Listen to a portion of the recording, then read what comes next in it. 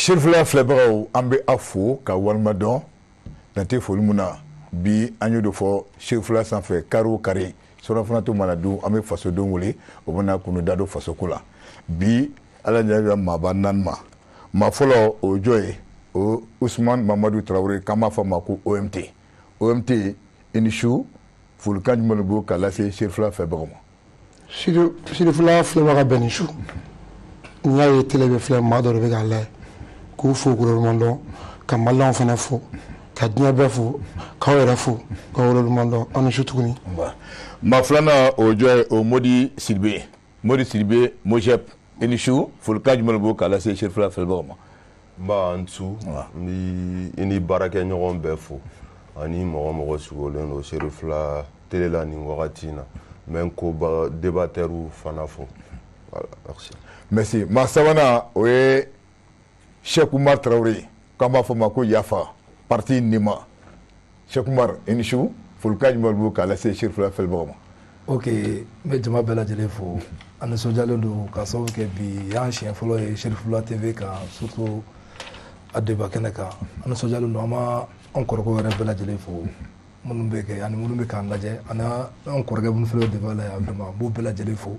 k'an layɛbaga bɛɛ lajɛlen fo k'u bɛɛ ni su. D'accord. maa naaninan o tɛ maa dogolen Mali kɔnɔ Mali kɔ kan bɛɛ b'a dɔn professeur Kilema Danbele PCC i ni su folikan jumɛn de b'o k'a lase Chirfula filɛbagaw ma. Muso Bokele an bɛ foli bila bɛɛ lajɛlen ma Mali kɔnɔ ani Mali kɔ kan denmisɛn fara maakɔrɔba kan ka fɔ bɛɛ lajɛlen salamu aleykum warahmatulahi taala wabarakatu ka foli bila i ni baarakɛɲɔgɔn bɛɛ ma ka foli bila Bamakɔ capitale dankelenba n'o ye Usumani Sɛrifu Madani Hayidara ye ka foli bila an fana ma ani a kanubaga bɛɛ lajɛlen ko maliyɛn bɛɛ ni su. n tɛ baasi ye Enfré Bakari Tarawele a bɛ cogo di. kosɛbɛ baasi foyi tɛna Bokele yɛrɛ fana dun. folikan jumɛn de b'o k'a lase Chirfula filɛbagaw ma. an bɛ foli bila u ma i n'a fɔ laadalako la i y'a fɔ cogoya min na kare o kare ni nin wagati sera u b'u ka ci dabila ka se k'u sigi u ka jabaranin kɔrɔ ka u sigi ka an lajɛ min bɛ tali kɛ jamana kunkan kibaruyaw ka se ka kunnafoni lakikaw sɔrɔ o ko la Chirfula télé jabaranin kan donc o ka kan an k'o foli bila an filɛbagaw ma. D'accord. Bokar sani an ka don babu kɔnɔ an bɛ ala fo sabula an bɔra le 12 mai mun kun ye Usumani Sɛrifu Madani Hayidara a ka san 67 vraiment an bɛ dugawu kɛ ala ka si ni kɛnɛya ala k'a di an bɛɛ lajɛlen ma ka dɔ fara a kan tuguni vraiment le 12 mai voilà a san 68 ala k'o jira an bɛɛ la donc vraiment an b'a fo puis ça a été un grand succès donc Sirikɛ an b'i fo i ka denbaya kɔnɔ ani furumuso ani denw bɛɛ vraiment ala ka san wɛrɛ jira an na ala k'i ma an kɔrɔ donc vraiment ni sababu don vraiment te félicite beaucoup donc bi babu a bɛ mun de kan. bi babu bɛ fɛn belebele fila kan a fɔlɔ ye min ye kɛrɛnkɛrɛnnenya la Togo jamana ɲɛmaa Faure Gnassingbé nin wagatinin na ale kɔni bɛ ka sigikafɔ fari boloda Mali ni CEDEAO jamanaw ni ɲɔgɔn cɛla la min b'a to bɛn ni kelenya bɛ se ka don ani ɲɔgɔn cɛla la an kun bɛ cogoya min na ka kɔrɔ segin bɛ se ka kɛ o ma cogoya min na nka kuma min bɛ sen na kalo 24 n'o kun laɲinina Mali ɲɛmaaw fɛ o ko bɛna sigi sen kan ka bɛn ni o de ye wa ɲininkali to min kɔni bɛ yen nɔ donc CEDEAO bɛna jɛn ni o ye wa ɲininkali to min bɛ yen donc an da bɛ don o la an da bɛ don filanan min fana la bi na Mali ni Faransi ni ɲɔgɔn cɛla la bɛnkan dɔ tun b'u ni ɲɔgɔn cɛ min bɛ tali kɛ finitigilakaw nasira la o bɛnkan bɛ lahala jumɛn na nin wagatinin in na kibaruya jumɛn de b'a ko la an da bɛna don o fana la nin wagati min b'a to jamana kɔnɔdenw bɛ se ka faamuyali sɔrɔ a la. D'accord. OMT an b'a daminɛ ni accord de défense nin ye voilà an bɛna tableau fɔlɔ kɛ puis kɔfɛ an bɛ tɛmɛ ni CEDEAO ta ye donc ɲininkali fɔlɔ yɛrɛ min na k'an ye k'a fɔ ko Mali gouvernement o ye décision bɔ k'a jira ko ni Faransi cɛ ko ka hakilina jumɛn de bɛ e yɛrɛ fɛ nin ko in na. K'Ala fo k'a barikada ka segin k'a barikada tuguni ka seli an ka kiraba in kan kuntigi Muhamadu ala ka tiɲɛ bɔ an da tiɲɛ min bɛ jamana jɔ an ka autorité ye décision ta k'an tɛgɛ bɔ Faransi tɛgɛ accord kun m'an n'u cɛ n'a accord kun tɛ jamanadenw fɛla ye mais n'a kɛbɛ kɛ tuma min na an ka jamana kun binnen don Mali y'a ka service militaire an y'o ta k'o di Faransi ma an y'a ye après plus de 6 ans foyi ma bɔ a la ni gɛlɛya tɛ olu de nɔgɔya ka na gɛlɛya de kɛra an y'a ye k'a fɔ accord b'a ni Faransi cɛ Faransi de ka kan anw ka armée dɛmɛ k'an ka jamana sécuriser mais an ye Français ka t'o sira fɛ Français nous empêche d'ailleurs même ka équipement militaire san ka avion san ka chars san ka kɛlɛminɛn kologirinw san mais olu bɛ yan avec équipement bɛɛ b'u bolo ils sont tous les moyens mais u m'an bali an ka kaw bɛ attaquer u m'an bali an ka villages bɛ attaquer u m'an bali u ma terroristes bali foyi la k'a kɛ jamana in kɔnɔ finalement état nana faamuya partenariat bɛ ni France cɛ accord de vente bɛ ni France cɛ o t'anw permettre an ka partenaire wɛrɛ ɲini jamana wɛrɛ cɛ bi jamana o jamana fɛ ka Mali solliciter tu es obligé de passer par la France maintenant i bɛ na ni France ka hakilina ni i tɛna ni Mali hakilina ye bon Mali y'a ye k'a fɔ an ka yɛlɛma don o ko la bon France y'a ye o yɛlɛma tali arranger France commencera k'anw traîner anw dun ka jamana survie a b'anw de bolo anw de ka jamana anw de ta ye n'a binna a bɛ bin anw de n'a jɔra a bɛ jɔ anw de autorités de faamuya finalement u ye tiɲɛ fɔ France k'a fɔ an b'an tɛgɛ b'u bolo an bɛ jamana ɲini jamana min bɛ se k'an dɛmɛ ni dingɛ in kɔnɔ bi an n'u ka jɛ ka baara kɛ ɲɔgɔn fɛ ka jamana in bɔ dingɛ kɔnɔ France sɔnna a ma sɔn a ma anw t'anw yɛrɛ ye an ka souveraineté b'anw yɛrɛ de bolo wa bi anw sera an yɛrɛ ta ye o de y'a to an y'an tɛgɛ b'u bolo. donc an y'a faamu sisan o kɔrɔ ye ko OMT jamana kanu a ka position donc frɛse gouvernement mun ta. an bɛ autorité kan à 100%. ok dutigi yɛrɛ t'o la. d'accord Modi o ɲininkali kelen an b'a tɛnku e fan fɛ e bɛ se ka mun de fɔ. d'abord n b'i fo i ka ɲininkali la n'i ye Faransi lahalaw ta k'a jateminɛ depuis 2013 ni jamana lonbolanbara ka se ma jugu fɛ kɛlɛkɛ n'a fɔ minnu ma terrorisiw ni olu ye dankari an ka jamana la ka tagama daminɛ jamana kɔrɔ yan fan fɛ k'u kunda tilebi yan fan kan n'o ye Bamako yan fan ye o wagati de la an ka cɛmancɛ fanga ɲɛmɔgɔ n'o ye Jɔnkunda Tarawele a wagati la professeur olu de wele bila Faransi ma pour que u kana an dɛmɛ an ka se ka olu banbagaci kɛwale ninnu bɛ ka avancé min kɛ ka na u kunda an fanfɛla kan pour que u ka se ka lajɔ o weleli hukumu de kɔnɔ Faransi nana ka na i kɔ da o banbagaci ninnu kɔ la fo ka taa se u yɔrɔ la yɔrɔ min n'o y'an ka jamana fan dɔ ye n'o ye Kidali n'u jɔra o da la o ni sisan cɛ fo ka na se wagati min na Faransi yɛrɛ y'a a décidé ka bɔ Mali la ka taa Malien fanba ka yeta kɛra ko Faransi ka nali jamana kɔnɔ ko nɔba ma y'a la mais min fana kɛra sababu ye ni siga nana Faransi ni Maliens ni ɲɔgɔn cɛ f'an k'a fɔ ka nɔgɔ bɔ a la pewu u kɛlen ka an ka dugu minɛli min kɛ ka bɔ banbagaci ninnu bolo k'a segin an ma ka t'u jɔ Kidali da la ni armée malienne ma se ka don Kidali u mana fɛn fɛn sɔrɔ k'o ɲɛfɔ lahalaya min bɛ yirali kɛ k'o de ye sababu min ye armée malienne bali ka don Kidali kɔnɔna la o ma kɛ fɛn ye fɛn min ye Maliens hakili minɛ o ye siga daminɛ depuis o wagati la Faransi ani Mali ni ɲɔgɔn cɛ o de nana wolo fɛn na fɛn min ni kumakanw tara ɲɔgɔn kan fɔɲɔgɔnkɔw nana kɛ o fɔɲɔgɔnkɔ n'o kumakanw ye tali min kɛ ɲɔgɔn kan o de taara wolo fɛn na n'a bɛ fɔ o ma ka u ka force min bayɛlɛma ko sabanan n'a bɛ fɔ o ma ko Takuba ko k'a réarticuler Sahel boloyan fan fɛ k'a sɔrɔ Maliens ɲɛmɔgɔw ɲininkali ni u hakilina ma don a la o fana nana ni funu ye min wolola an ka jamana ɲɛmɔgɔw ka fɔ ko Faransi ka taa ka bɔ Mali la hali n'a sɔrɔ an b'a dɔn Faransi tun ye taali boloda ka bɔ Mali la k'a sɔrɔ ɲɛmɔgɔw ma ɲininkali kɛ u fɛ u ka taa fo ka na se an bɛ bɔ dɔgɔkun 3-4 ɲɔgɔn na an nana bɔ min kalama a fɔra ko accord minnu b'an ni ɲɔgɔn cɛ k'olu bɔra an ni ɲɔgɔn cɛ mais hakili la nin plateau in kan ne y'a fɔ a mɛnna siɲɛ caman a bɛ kalo 6 kalo 7 bɔ nka an bɛ Faransi gɛnni ko kuma fɛn fɛn na an bɛ k'a fɔ ko Faransi bɛ ka taga ni bolo fɛn fɛn ye ko n'o tɛ bɛn an ma jamana kɔnɔ an k'an ka kɛlɛ daminɛ fɛn fɔlɔ min na o ye bɛnkan sɛbɛn min b'an ni ɲɔgɔn cɛ n'o b'a to u b'an ka jamana kɔnɔ dɛmɛ laɲini bolo hakilina la hali n'a kɛwale dɔnnen tɛ an k'o sɛbɛn bɔ an ni ɲɔgɔn cɛ hakili la kalo 6 an b'o kuma la an b'a faamu kalo 6 tɛmɛnen kɔfɛ ni jamana ɲɛmɔgɔw nana ko o bɛnkan sɛbɛnw bɔ an ni ɲɔgɔn cɛ an b'a a bisigi o tagabolo la kɛlɛ tagabolo la u b'a dɔn min ka ɲi jamana ma an b'a ɲini u fɛ dɔrɔn dugutigi den gosi o ni suna tɛ bɛn donc u k'u cɛsiri u k'u ɲɛsin kosɛbɛ u ye ninnu gɛnni min kɛ a kɔlɔlɔw ma ni u bɛ se ka jamana basigi cogo min ninnu gɛnnen kɔfɛla la o kɔni y'anw hakilina ye nin ko in na. donc que vous êtes partant bon de toutes les façons mɔgɔ min bɛ ne dɔn ne tile kelen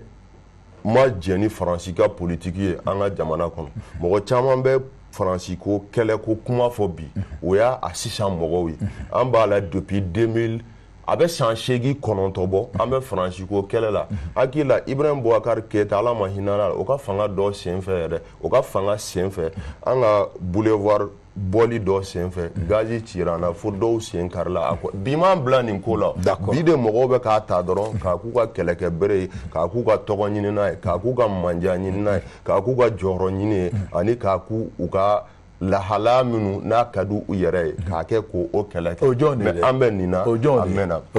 bon par exemple kɔsa in na ne y'a fɔ n ka kuma kɔnɔ faransi ka taa ka bɔ yan o sɔrɔla ka ban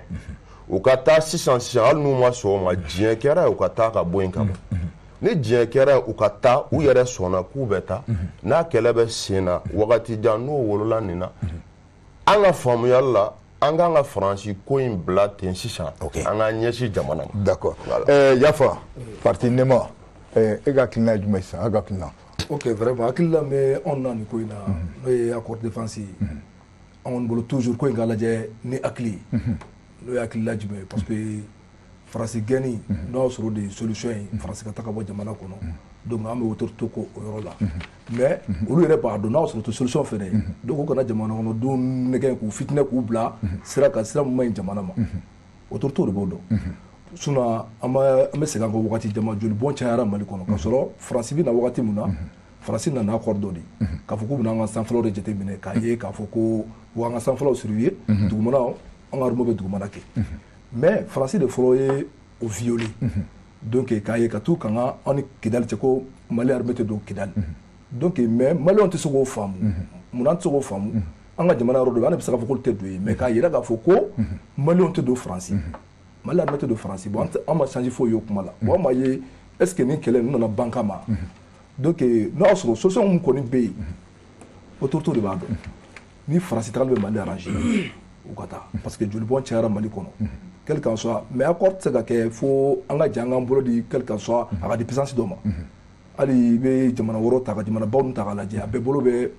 jamanaba dɔ bolo pour que u ka jɛ ka baara kɛ accord tɛ se ka kɛ fiyewu fo ka kan dɔ cɛ quel qu'en soit a kɛra mɔgɔ o mɔgɔ ye hali n'o y'a sɔrɔ Somali an ka Somali de bɛ se ka joli bɔ ka bɔ anw fɛ Mali kɔnɔ yan pour que an ta accord k'an ni Somali cɛ pour que an balima n'an sinji minnu joli bɛ ka bɔ u ka se ka bɔ an ka jamana kɔnɔ insécurité min bɛ jamana kɔnɔ ka se ka bɔ parce que 109 fo ka na se 110 ma ni mankan kelen b'anw fɛ yan nin ma se ka ban mais or que an b'a dɔn ni nin b'u ka jamana kan 24 heures sani an surutilala ni mankan in na pewu donc vraiment o y'an ka hakilila de ye. mais pourtant dɔw b'a fɔ ko don min na mɔgɔ n'u kun nana ko bɛ don bon faransi nana o waati la ka n'an bolobolo la tɛgɛrɛba kun fɔra o yɛrɛ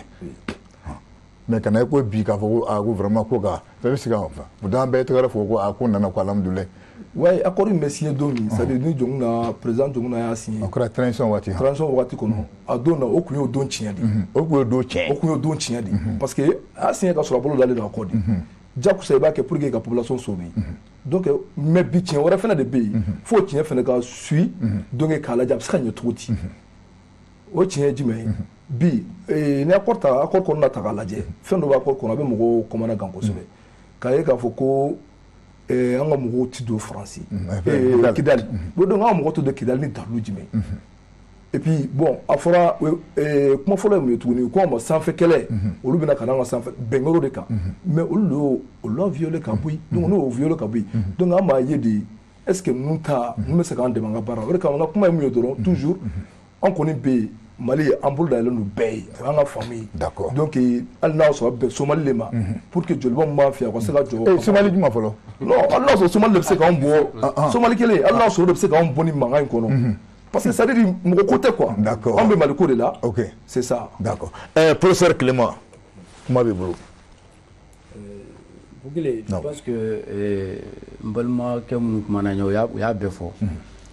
o y'a bɛɛ fɔ Sidibe da tora kuma dɔw la kuma minnu ni fangaba bɛ kuma ninnu na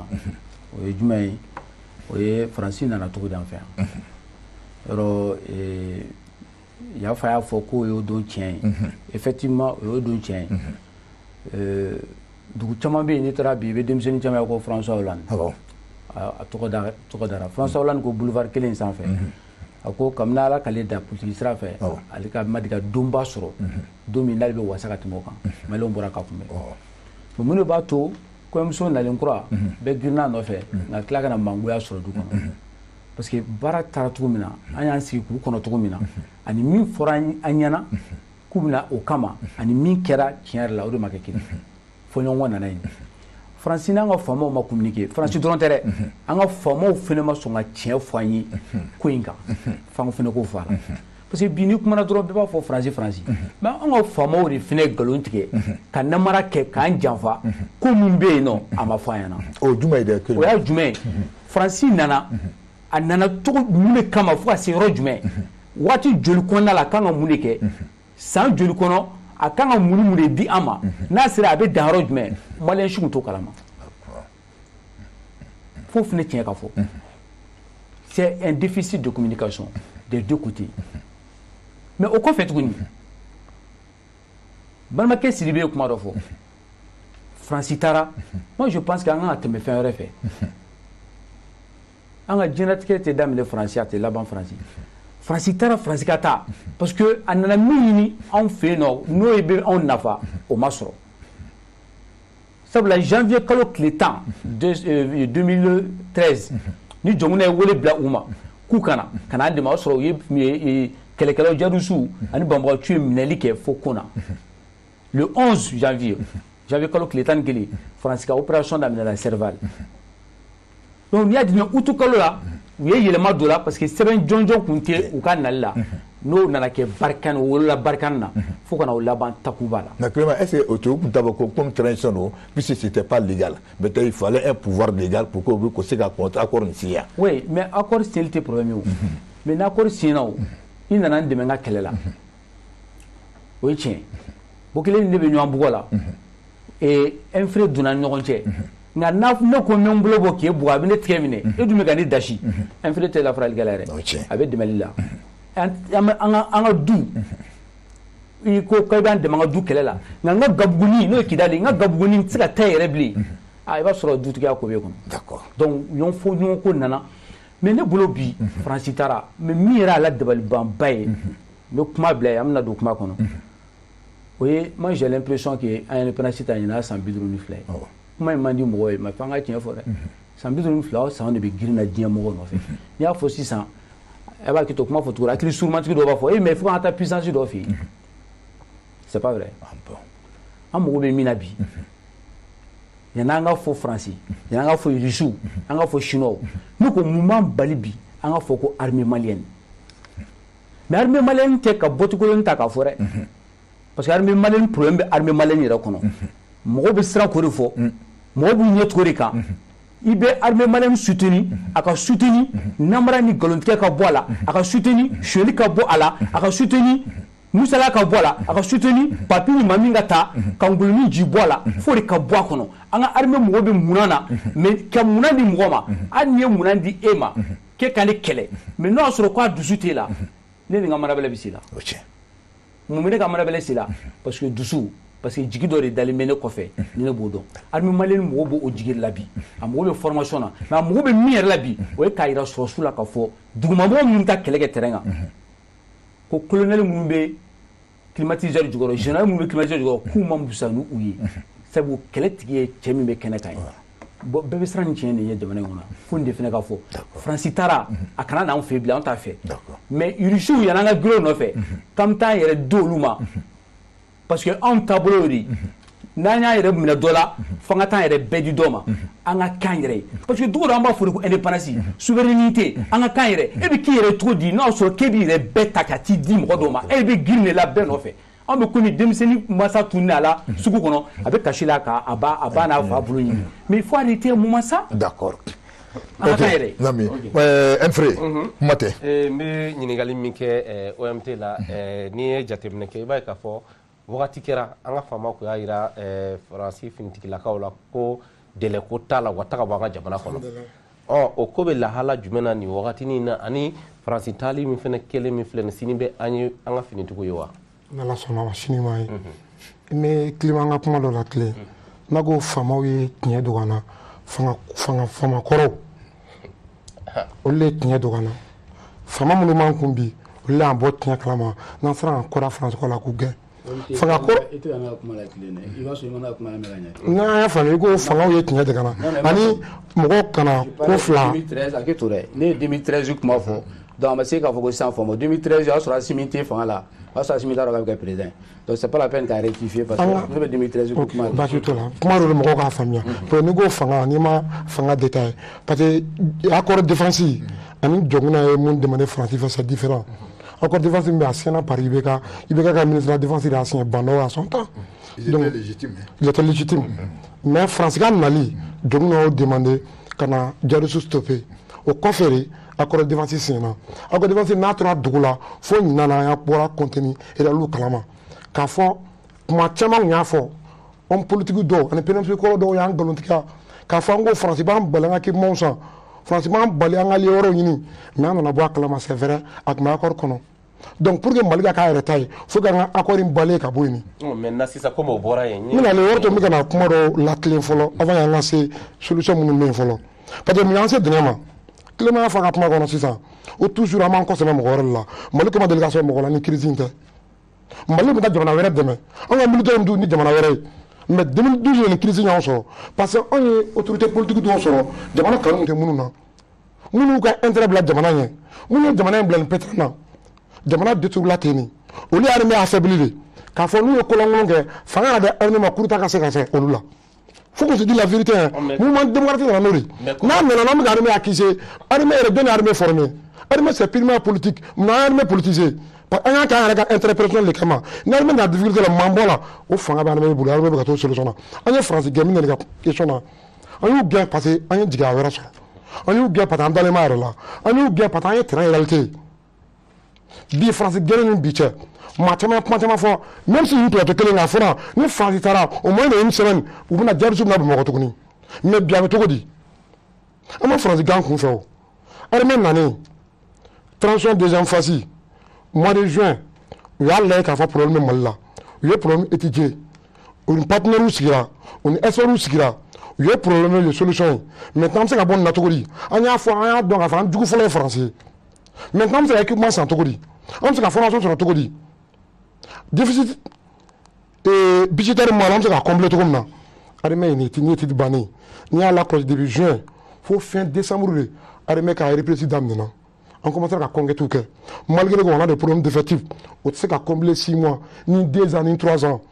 de l'heure il va la kata armée avec condition bala ko fait un équipement non soro équipement arenu munu ma to duguni dugu am sa demana sécurité armée commence à kake alors français a fait début juin c'est pourquoi après on sait qu'à la Nations Unies à quoi français nous a amené en plein vol koror kumala alors il a fait munu cheka bangoro u cɛ ka bɔ an kɔrɔ parce que u b'a dɔn k'a fɔ jigiya de tun t'an bolo u t'a dɔn k'a fɔ an ka autorité tun ye jigiya sɔrɔ diya kɔni tuma dɔ n'État binna même si Faransi binna gɛrɛmajɔni la a ye kɔsɛbɛ États-Unis na ka se k'a yɛrɛ soulever puissance dɔw kɛ anw ye Irisiw an kɔsɛbɛla mun na Irisiw dɔrɔn tɛ Faransi de y'a fɔ sinon an ni jamana wɛrɛ caman bɛ ɲɔgɔn fɛ c'est au bout de quelques années o ye diyagoya ye an ka bɛ se ka former an ka se ka équipement sɔrɔ an tɛ équipement dilan yɔrɔ t'anw fɛ yan n'an ma taa sa mɔgɔ wɛrɛ fɛ an bɛ se ka k'an yɛrɛ cogo di faut que mɔgɔw k'o faamuya an ka taa nin baara in kɛ dɔɔni dɔɔni bi équipement m'an bolo bi an jigi bɛ équipement wɛrɛ minnu kan problème de moyen bɛ yen a bɛ ka na ɲɛ dɔɔni dɔɔni n'an y'o sɔrɔ ka effectif dafalen sɔrɔ Mali tɛ sɛmɛ mɔgɔ la Afrique bɛ sɛmɛ Mali de la sur le plan militaire u siga yɛrɛ t'anw na o ye diyagoya o n'i taara minnu taara Gao minnu taara Tɛmutu minnu taara Kidali n'i taara Faransi ka base la u ye minɛn dɔw ta hali 2 ans minɛnw tɛ se ka déplacer ka taa Faransi ma deli ka na tali kama Faransi nana ka to yan pour 100 ans pour 1000 ans u ye baara de kɛ yan o matériel de b'u bolo yan u tɛ se ka taa ten dɛ u ye équipement dɔw di yan a tɛ se ka détruire ten ni ɲɛ dara kan non i tɛ se k'a fɔ Faransi ka taa ten mais comme u y'a kɛ kɛfɔlenya kuma de k'a fɔ u b'anw ni population armée bila ɲɔgɔn na u bɛ taa armée bɔra k'a fɔ a ye taa sans délai ça veut dire que n'o taara bi an bɛ s'an yɛrɛ kɔrɔ bi anw yɛrɛ y'an ka problème ye depuis u taara bi an bɛ Ala fo yɛrɛ ka barikada anw commencé ka armée commencé ɲɛ kan yɛrɛ an ka dugu dɔ attaquer jɔra kan dɔ attaquer jɔra ça veut dire que kan minnu y'a attaquer dɔw tun b'a kɔrɔ Faransi don et puis o preuve jumɛn ye min ye Bunti o Irisiw ye Faransi drone ye Irisiw ye u bɛ ka su dɔw dun o civil dɔw ko ten ɔ Faransi ka drone bɔ ninnu bɛ yan an ka camps attaquer la an ka village attaquer la Faransi ka drone m'o si ye fo su dama ninnu bɛ ka don drone ye ça veut dire que Faransi an ka attaquer ninnu kɔ Faransi y'u appuyer k'a k'anw na an y'a dɔn équipement b'u bolo bi u taalen ni bi cɛ an bɛ tare fɔ dɛ même si an bɛ hakɛ min ɲini an b'o sɔrɔ an t'o sɔrɔ sisan dɛ mais dɔɔni don parce que an n'an ye dugu dɔ minɛ on a des problèmes d'effectifs i tɛ se ka mɔgɔ former bi k'a se sɔrɔsiya la bi a ka se minan na bi a ka se ka jamana sécurité bi o tɛ yen il faut des années pour avancer. an bɛ tila ka segin ka nin ma o b'a to Modi n bɛ taa e fanfɛla la nin wagati in na an kɔni y'a ye sisan komi bɛnkan in kɔni a bɔra yen an ni faransi ni ɲɔgɔn cɛ la mais e bolo sini bɛ an ye an ka finitigiw ye a ko la wa. bon ni ɲininkali diyara n ye kosɛbɛ jamana ko la ni sini ma kɛ jamana fɛn fɛn finitigi o kɔrɔ ye sini t'o jamana ye nanzarakan na ntalen dɔ b'a fɔ ko jɔn min bɛ matigi falen o tɛ bɔ jɔnya la fo ka min kɛ o la n bɛ n kɔrɔkɛ ka kuma appuyer yɔrɔ dɔ la ne personnellement n tɛ faransi ko la wa n tɛ Russie ko fana la ne bɛ min fɛ bi Mali ka moyen d'a yɛrɛ ma moyen minnu b'a to an ka 1 241 238 km² Mali welewele tabaw yɛrɛ b'o sécuriser cogo di Maliens n'u bolofɛnw n'i ye Faransi nacogo jateminɛ Damien Boitew ye tɔgɔma sɔrɔ François Hollande ye tɔgɔma sɔrɔ jajiri fasa dar'u la an ka dɔnkilidala dɔw fɛ ka n'a wolo a labanna cogo min na o bɛ maa siran maa wɛrɛ nali la ka da sabu kan sabu min n'o ye bɛnkan sɛbɛn min tɛmɛna Mali ni Faransi ni ɲɔgɔn cɛ an ma bɔ o kalama cogo min na Russie bɛ ka na o cogo kelen la ni bɛnkan sɛbɛn mana k'u ni ɲɔgɔn cɛ fɛn min b'a kɔnɔ an t'o fana kalama. mais an bɛ se k'a demander an k'a dɔn. an bɛ se k'a demander k'a dɔn est ce que o bɛ kɛ sababu ye an k'a dɔn wa mais a ɲininkali kɔni bɛ se ka kɛ mais est ce que n'an y'a ɲininka an b'a ye wa mais an t'o yɔrɔ la siranya fɛn bɛ yɔrɔ min na sisan an bɛ kɛnɛ min kan an b'o de ɲɛfɔ sɛbɛn min tɛmɛna ni Faransi ni ɲɔgɔn cɛ an t'o kɔnɔko dɔn cogo min sɛbɛn mana kɛ Mali ni Russie ni ɲɔgɔn cɛ o kɔnɔko fana dɔnnen tɛ ten Damien Boite fasaw n'u tɔgɔw dalen kɔfɛ François Hollande fasaw n'u tɔgɔw dalen kɔfɛ an bɛ ka ɲɛsin fɛn na fɛn min ɲan siran n'a kɛra fiɲɛ bilen ye ka tɛmɛ Faransi tile la Mali kɔnɔ o de la jigi sɛmɛyɔrɔ tɛ se ka k'an na an ka armée kɔ an jigi tɛ se ka da mɔgɔ kan an ka armée kɔ mɔgɔ fana k'i wuli k'i jɔ ni jamana ye an tɛ se k'an hakili da mɔgɔ si kan armée kɔ o tɛmɛnen kɔfɛ n bɛ n balimakɛ OMT la tile a ko 2012 gɛlɛyaw daminɛnen Mali la terrorisme ninnu daminɛnen Mali la Mali gɛlɛya lakanabaliya fan fɛ a wolola depuis 1958 wagati min na mɔgɔ minnu bɛ yen ni olu tun bɛ fɛ ka jamana fan dɔ ta u ye lettre min ci ka taa tubabu la depuis o wagati hostilitéw daminɛna kuma cɛɲi fɔlen ka faamu la a ko ye fanga sɔrɔ wagati la wagati min terrorisiw nana u sen don rébellion na o de kɛra jamana dafiri sababu ye donc o ye fɛn ye min kan ka fɔ n'a a kan ka faamu maintenant i ye ɲininkali dɔ fana kɛ peut-être n balimakɛ ma se ka a kuma jaabi ne bɛ hakilina di a kan a fɔra ko Faransi ka taa k'a sɔrɔ Faransi ko k'a taara o kan ka faamu a fɔra fana ko Faransi ka taa sisan mais Faransi ma taa hali sisan a bɛ yen u ma taa kun jumɛn kama doni min tun b'u bolo est-ce que a doni tun dɔnnen tɛ k'a fɔ k'u n'o doniw nana wa k'a dɔn ko n'i ko k'u ka taa sisan u n'o doniw tɛ se ka taa wa n bɛ fɛ ka min fɔ nin yɔrɔ la dɔrɔn a ka faamu occasion bɛɛ la ɲɛmɔgɔ tɛ kuma occasion bɛɛ la ɲɛmɔgɔ tɛ riposter i b'i makun fɛn dɔw la fɛn min ye fɛn bannen ye ka ban a ka taa o cogo la pour que i ka se ka ɲɛsin fɛn wɛrɛ ma la communication en outrance ou à chaque fois sortir pour répliquer à certaines prises de position olu ma ɲi ɲɛmɔgɔ la o de la an n'u ka taa wolo o de la a wolola fɛn na fɛn min ye k'a fɔ ko sans délai mais malgré hali sisan u bɛ yan n bɛ fɛ ka fɛn dɔ fana ɲɛfɔ o ka faamu kosɛbɛ équipement sanko min bɛ ka fɔ ani peut-être wagati dɔ kɛra ko ɲɛmɔgɔ dɔw fana y'a fɔ ko Faransi ma foyi kɛ mais accord min b'a ni Faransi ni ɲɔgɔn cɛ hali ni fɛn b'a kɔnɔ min tɛ bɛn kɛnɛ kan an ma bɔ a kalama dɛ faransi kelen k'a fɔ k'a bɛ taa de o kɔfɛ de accord bɔra an ni ɲɔgɔn cɛ dɛ ni fɛn tun b'a kɔnɔ a man ɲi n'o tun kan ka ɲɛfɔ an ye an k'o dɔn komi ɲɛmɔgɔ kɔrɔw y'a dogo an na cogo min a ko tun kan ka daminɛ ka bɛnkan sɛbɛn min tɛmɛna an ni ɲɔgɔn cɛ lakana sira kan k'o ci ka bɔ an ni ɲɔgɔn cɛ a hakilina a initiative ka bɔ ɲɛmɔgɔw la mais faransi taali initiative bɔra faransi yɛrɛ la. ok basi tɛ yafa i bɔra ka tɔw lamɛn sisan nɔ e yɛrɛ fɛnɛ i bɛ mun de sɔrɔ ka da o ta kan an y'a fɔ est-ce que sini bɛ faransi taali min filɛ sini bɛ an ka finitigiw ko la wa. Ouais, Dieu merci. Bon, à sécuriser la mano. Jamana nga bon, Dieu merci. Francis Tagali, tu sais qu'on a choisi bali ka yoro maîtriser. Parce que mona bi mali be nouveau mona bi am ga matériel munu soro avec na nakili sigi nga jamana kono. Parce que mo do be c'est comme nego France côté. Kunu ko do de kera fumi million joli bon kosebe. Bi anyebe mo do nana olu be pocho mun kan o bɛ ka essayer ka joli bɔn jɔ donc quel qu'en soit hali n'a y'a sɔrɔ o ma se ka caman kɛ mais u nalen wagatinin dɔ kɔnɔ u sera ka mun kɛ malo ɲɛ bɛ ka f'o la et puis ka segin n balimakɛ Modi ka kuma ma ko faransi ka tagali k'u ma taa k'u bi yan on sait que fɛn mun donna san 9 kɔnɔ k'o bɔ kɛlɛkɛ 10 o ma nɔgɔ mais transition mɔgɔw y'a jira ko sans délai k'u ka taa mais sans délai on sait que a ma nɔgɔ san kɔnɔntɔn minɛn minnu cɛra ka don o tɛ se ka bɔ tile damadɔ kɔnɔ quoi mais on sait que faransi tagali bi an ka armée bɛ yɔrɔ min na sini jigiyaba b'an ye parce que an b'a dɔn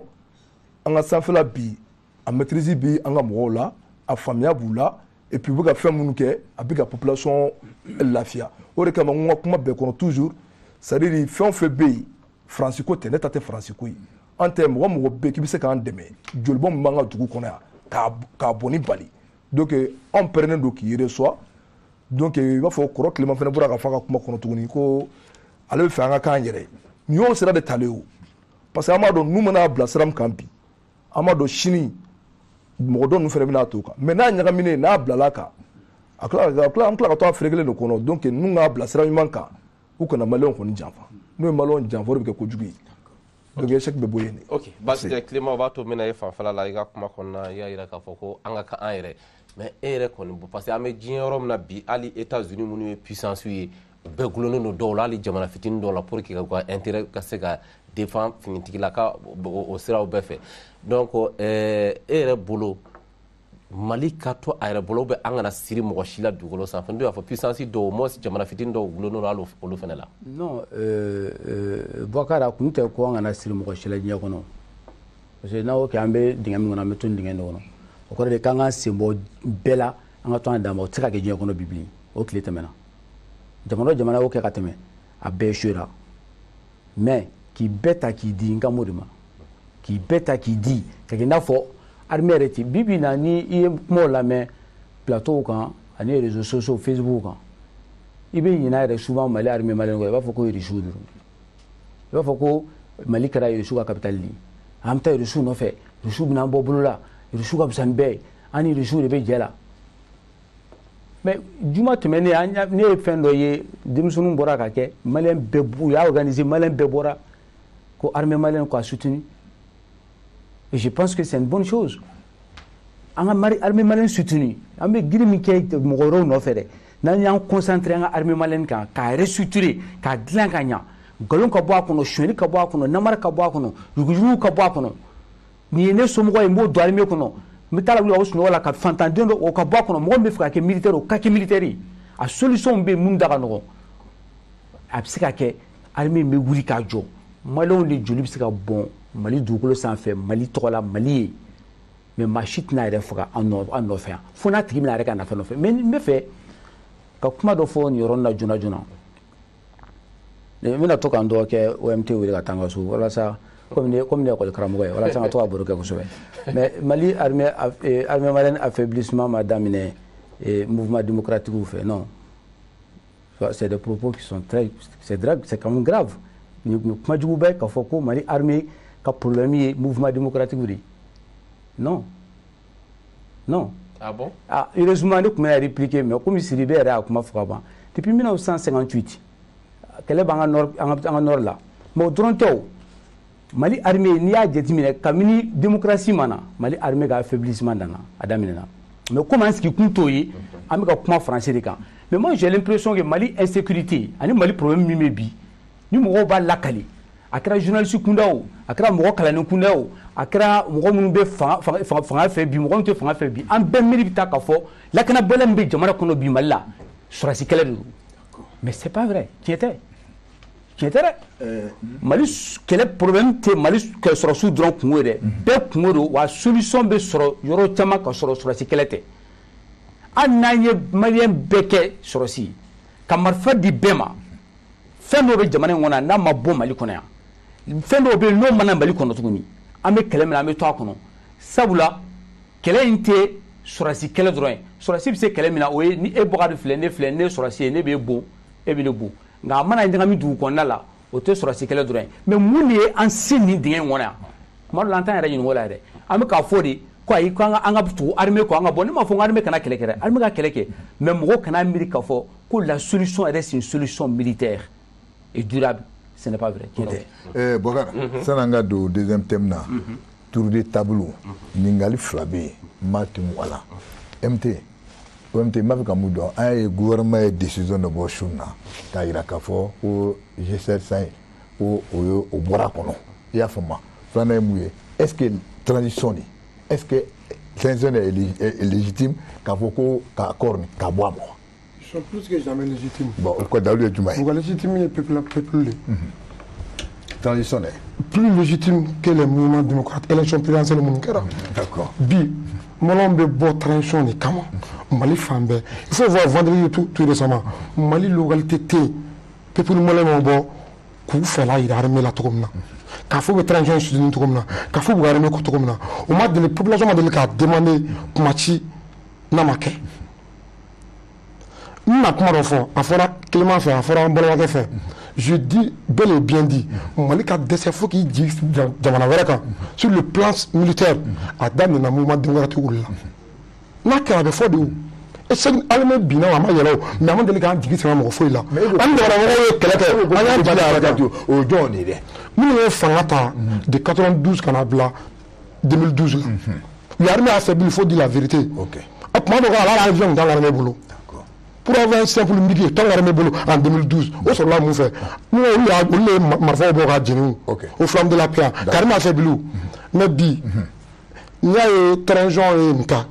peuple bɔra k'a soutenir mais a ma bɔ k'a fɔ u t'a la parce qu'ils sont légitimes. Ils sont légitimes. Très légitimes. Mais ils ont ta Tchad kan kunu. Tchad bɔra k'u ka transition kɛlɛ parce que u bolo bɛ France bolo en France de b'u ka transition soutenir ils sont contre ça.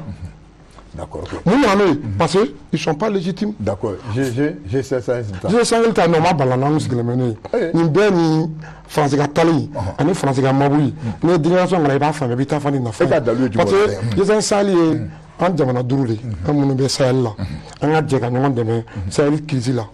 maintenant a présidente ye passe tournante de a bɛ Tchad de bolo c'est-à-dire a bɛ munumunu de kɔ a bɛ munumunu de a bɛ Tchad de bolo n'a bɔra Tchad bolo a kan ka kɛ Mali de bolo mois de février tɛmɛnen sommet ordinaire min kan ka kɛ a ma kɛ Bamakɔ yan nin n'a kɛra Bamakɔ président min bɛ di Assimi ne ma an y'a ye français manœuvre dɔw kɛ ka président ninnu G5 président ninnu lamunumunu pour que sommet kana se ka kɛ finalement Mali y'a demandé parce que an b'a kɔnɔ an b'an ka droit sara an b'an ka kɛta de kɛ parce que n'a bɛ i fɛ yen i bɛ fɛn dɔw de laɲini fɛn dɔw ka kɛ e ka avantage b'a la mais France bɛ ka jamana dɔw bali u b'u saliya kana kɛ n'a ma kɛ a bɛ kɛ Mali ka ɲɛkumun de kan comme na jɛ minɛ b'a kɔnɔ i bɛ k'i ka intérêt sara i bɛ k'i ka ko k'a ɲɛ ma mais e tɛ ka bénéfice sɔrɔ la i to kun nafa dinɛ ma la ça ne sert à rien ni perte tɛ an ka autorités m'a ko bila da la an y'an fɛla fɔ k'a da k'an yɛrɛ sigi mɔgɔ la jamanadenw ka laɲini min don u y'a fɔ an mɛnna kuma caman an bɛ k'a fɔ an ka bɔ G5 Sahel la a bénéfice foyi t'an kan perte de don wa a kɛra a diyara an ye an b'u kɔ. Ok Modi. Bon i bɔra k'o nin ɲininkali min kɛ à chaud comme ça. Ne kɔni bɛ se ka min fɔ dɔrɔn. Mais e m'o information sɔrɔ. D'abord légitimité n y'a sɔrɔ. D'abord légitimité ne bɛ légitimité dɔn min ye o ye élection la légitimité s'acquiert par la voie des urnes. Le Mali c'est en tout cas on est dans un pouvoir de fait de transition. Maintenant ils sont légitimes ka Mali bɔ ou bien kana Mali bɔ. ne tɛ se ka fɛn fɔ la mais pouvoir yɛrɛ kɔni ka légitimité o ye urne ye élection maintenant deuxième chose o ye mun ye o ye ne bɛ min ɲini dɔrɔn an ka jamana ɲɛmɔgɔw fɛ u kana fɛnw kɛ coup pour coup ye an ka fɛn dɔw ɲini k'a faamu k'an dusu da fɛn dɔw la ka solution ɲini a la n'a sɔrɔ a fɛn bɛ se ka an dɛmɛ an ka nin transition bɛ taliba de kɛ Modibo Keïta la Modibo Keïta tun ye président dɔ ye wagati min na a bɛ ka Faransi gosi a kɔnɔ la o wagati a tun bɛ ka fɛn bɛɛ kɛ pour que jamana minnu b'a kɛrɛfɛ ani olu ka bɛn a la o de la hali Faransi ye Houphouët-Boigny ninnu bila la u k'u adressé a la k'a dɔgɔya kuma yɛrɛ la mais a tun b'o kuma kun a b'a dɔn k'a tun tɛ se ka Faransi ni a kɛrɛfɛ jamanaw kɛlɛ ɲɔgɔn fɛ o de la a y'i imposer k'i kɛ leader panafricaniste o de la u b'a fɔ ko tiers mondiste i ka tubabula kɛlɛ ani i kɛrɛfɛ jamanaw fana kɛlɛli fɛn nɔgɔn tɛ hali présidence panna ne ka faamuyali la n t'a maîtriser fɔlɔ n y'a sɔrɔ a chaud ka sɔrɔ ka na hali présidence tun mɛnna ka sɔrɔ a ma di Mali ma n'o dɔrɔn don o tun man ka kɛ sababu ye ka an bɔ nin na du moment où effectif ko b'an na an ka jamana kɔnɔ bɛɛ dalen don o la hali OMT yɛrɛ y'o kuma fɔ ko faranfasiya bɛɛ bɛnnen don ka plateau in kan mais de toutes les façons ne b'a bisigi n'u ye min fɔ n'o de kɔni don k'a fɔ ko présidence ko u ka bɛn laɲini ani an kɛrɛfɛ jamana ninnu ni ɲɔgɔn cɛ parce que an bɛ référence ta min ka bi Modibo Keïta Algérie ni Maroc ka kɛlɛ la Haïlé Sélassié dɛsɛra k'u labɛn mais Modibo Keïta nana n'u ye Mali kɔnɔ yan k'u labɛn parce que a sera k'i imposer kɛlɛfɛ jamana ninnu kan donc n bɛ n profiter o kuma fɛ k'an n terikɛ OMT ka kuma dɔ laclé Faransi ka drone ma yɛlɛ Bunti sanfɛ Faransi ka drone tun bɛ gauche de sanfɛ armée malienne yɛlɛmani gauche ka na force française talen Bunti tɛ mais gauche d'accord comment appelle Yafa voilà transition ni est-ce que au mot fond est-ce qu'ils sont légitimes et puis G5 est-ce que vraiment coup bobo et mon la décision OK vraiment la décision de et les fins les sujets on sait que mon fond moi faut G5 Sahel ne va fongote mais G6 Sahel parce que à fait mon do français de ben ko fait toujours parce que elle les deux choses fait parce que wakati mun na on connaît fait amor ko fond be ka danka pour que fond kana se ka toujours français de bien ni ko be ko fait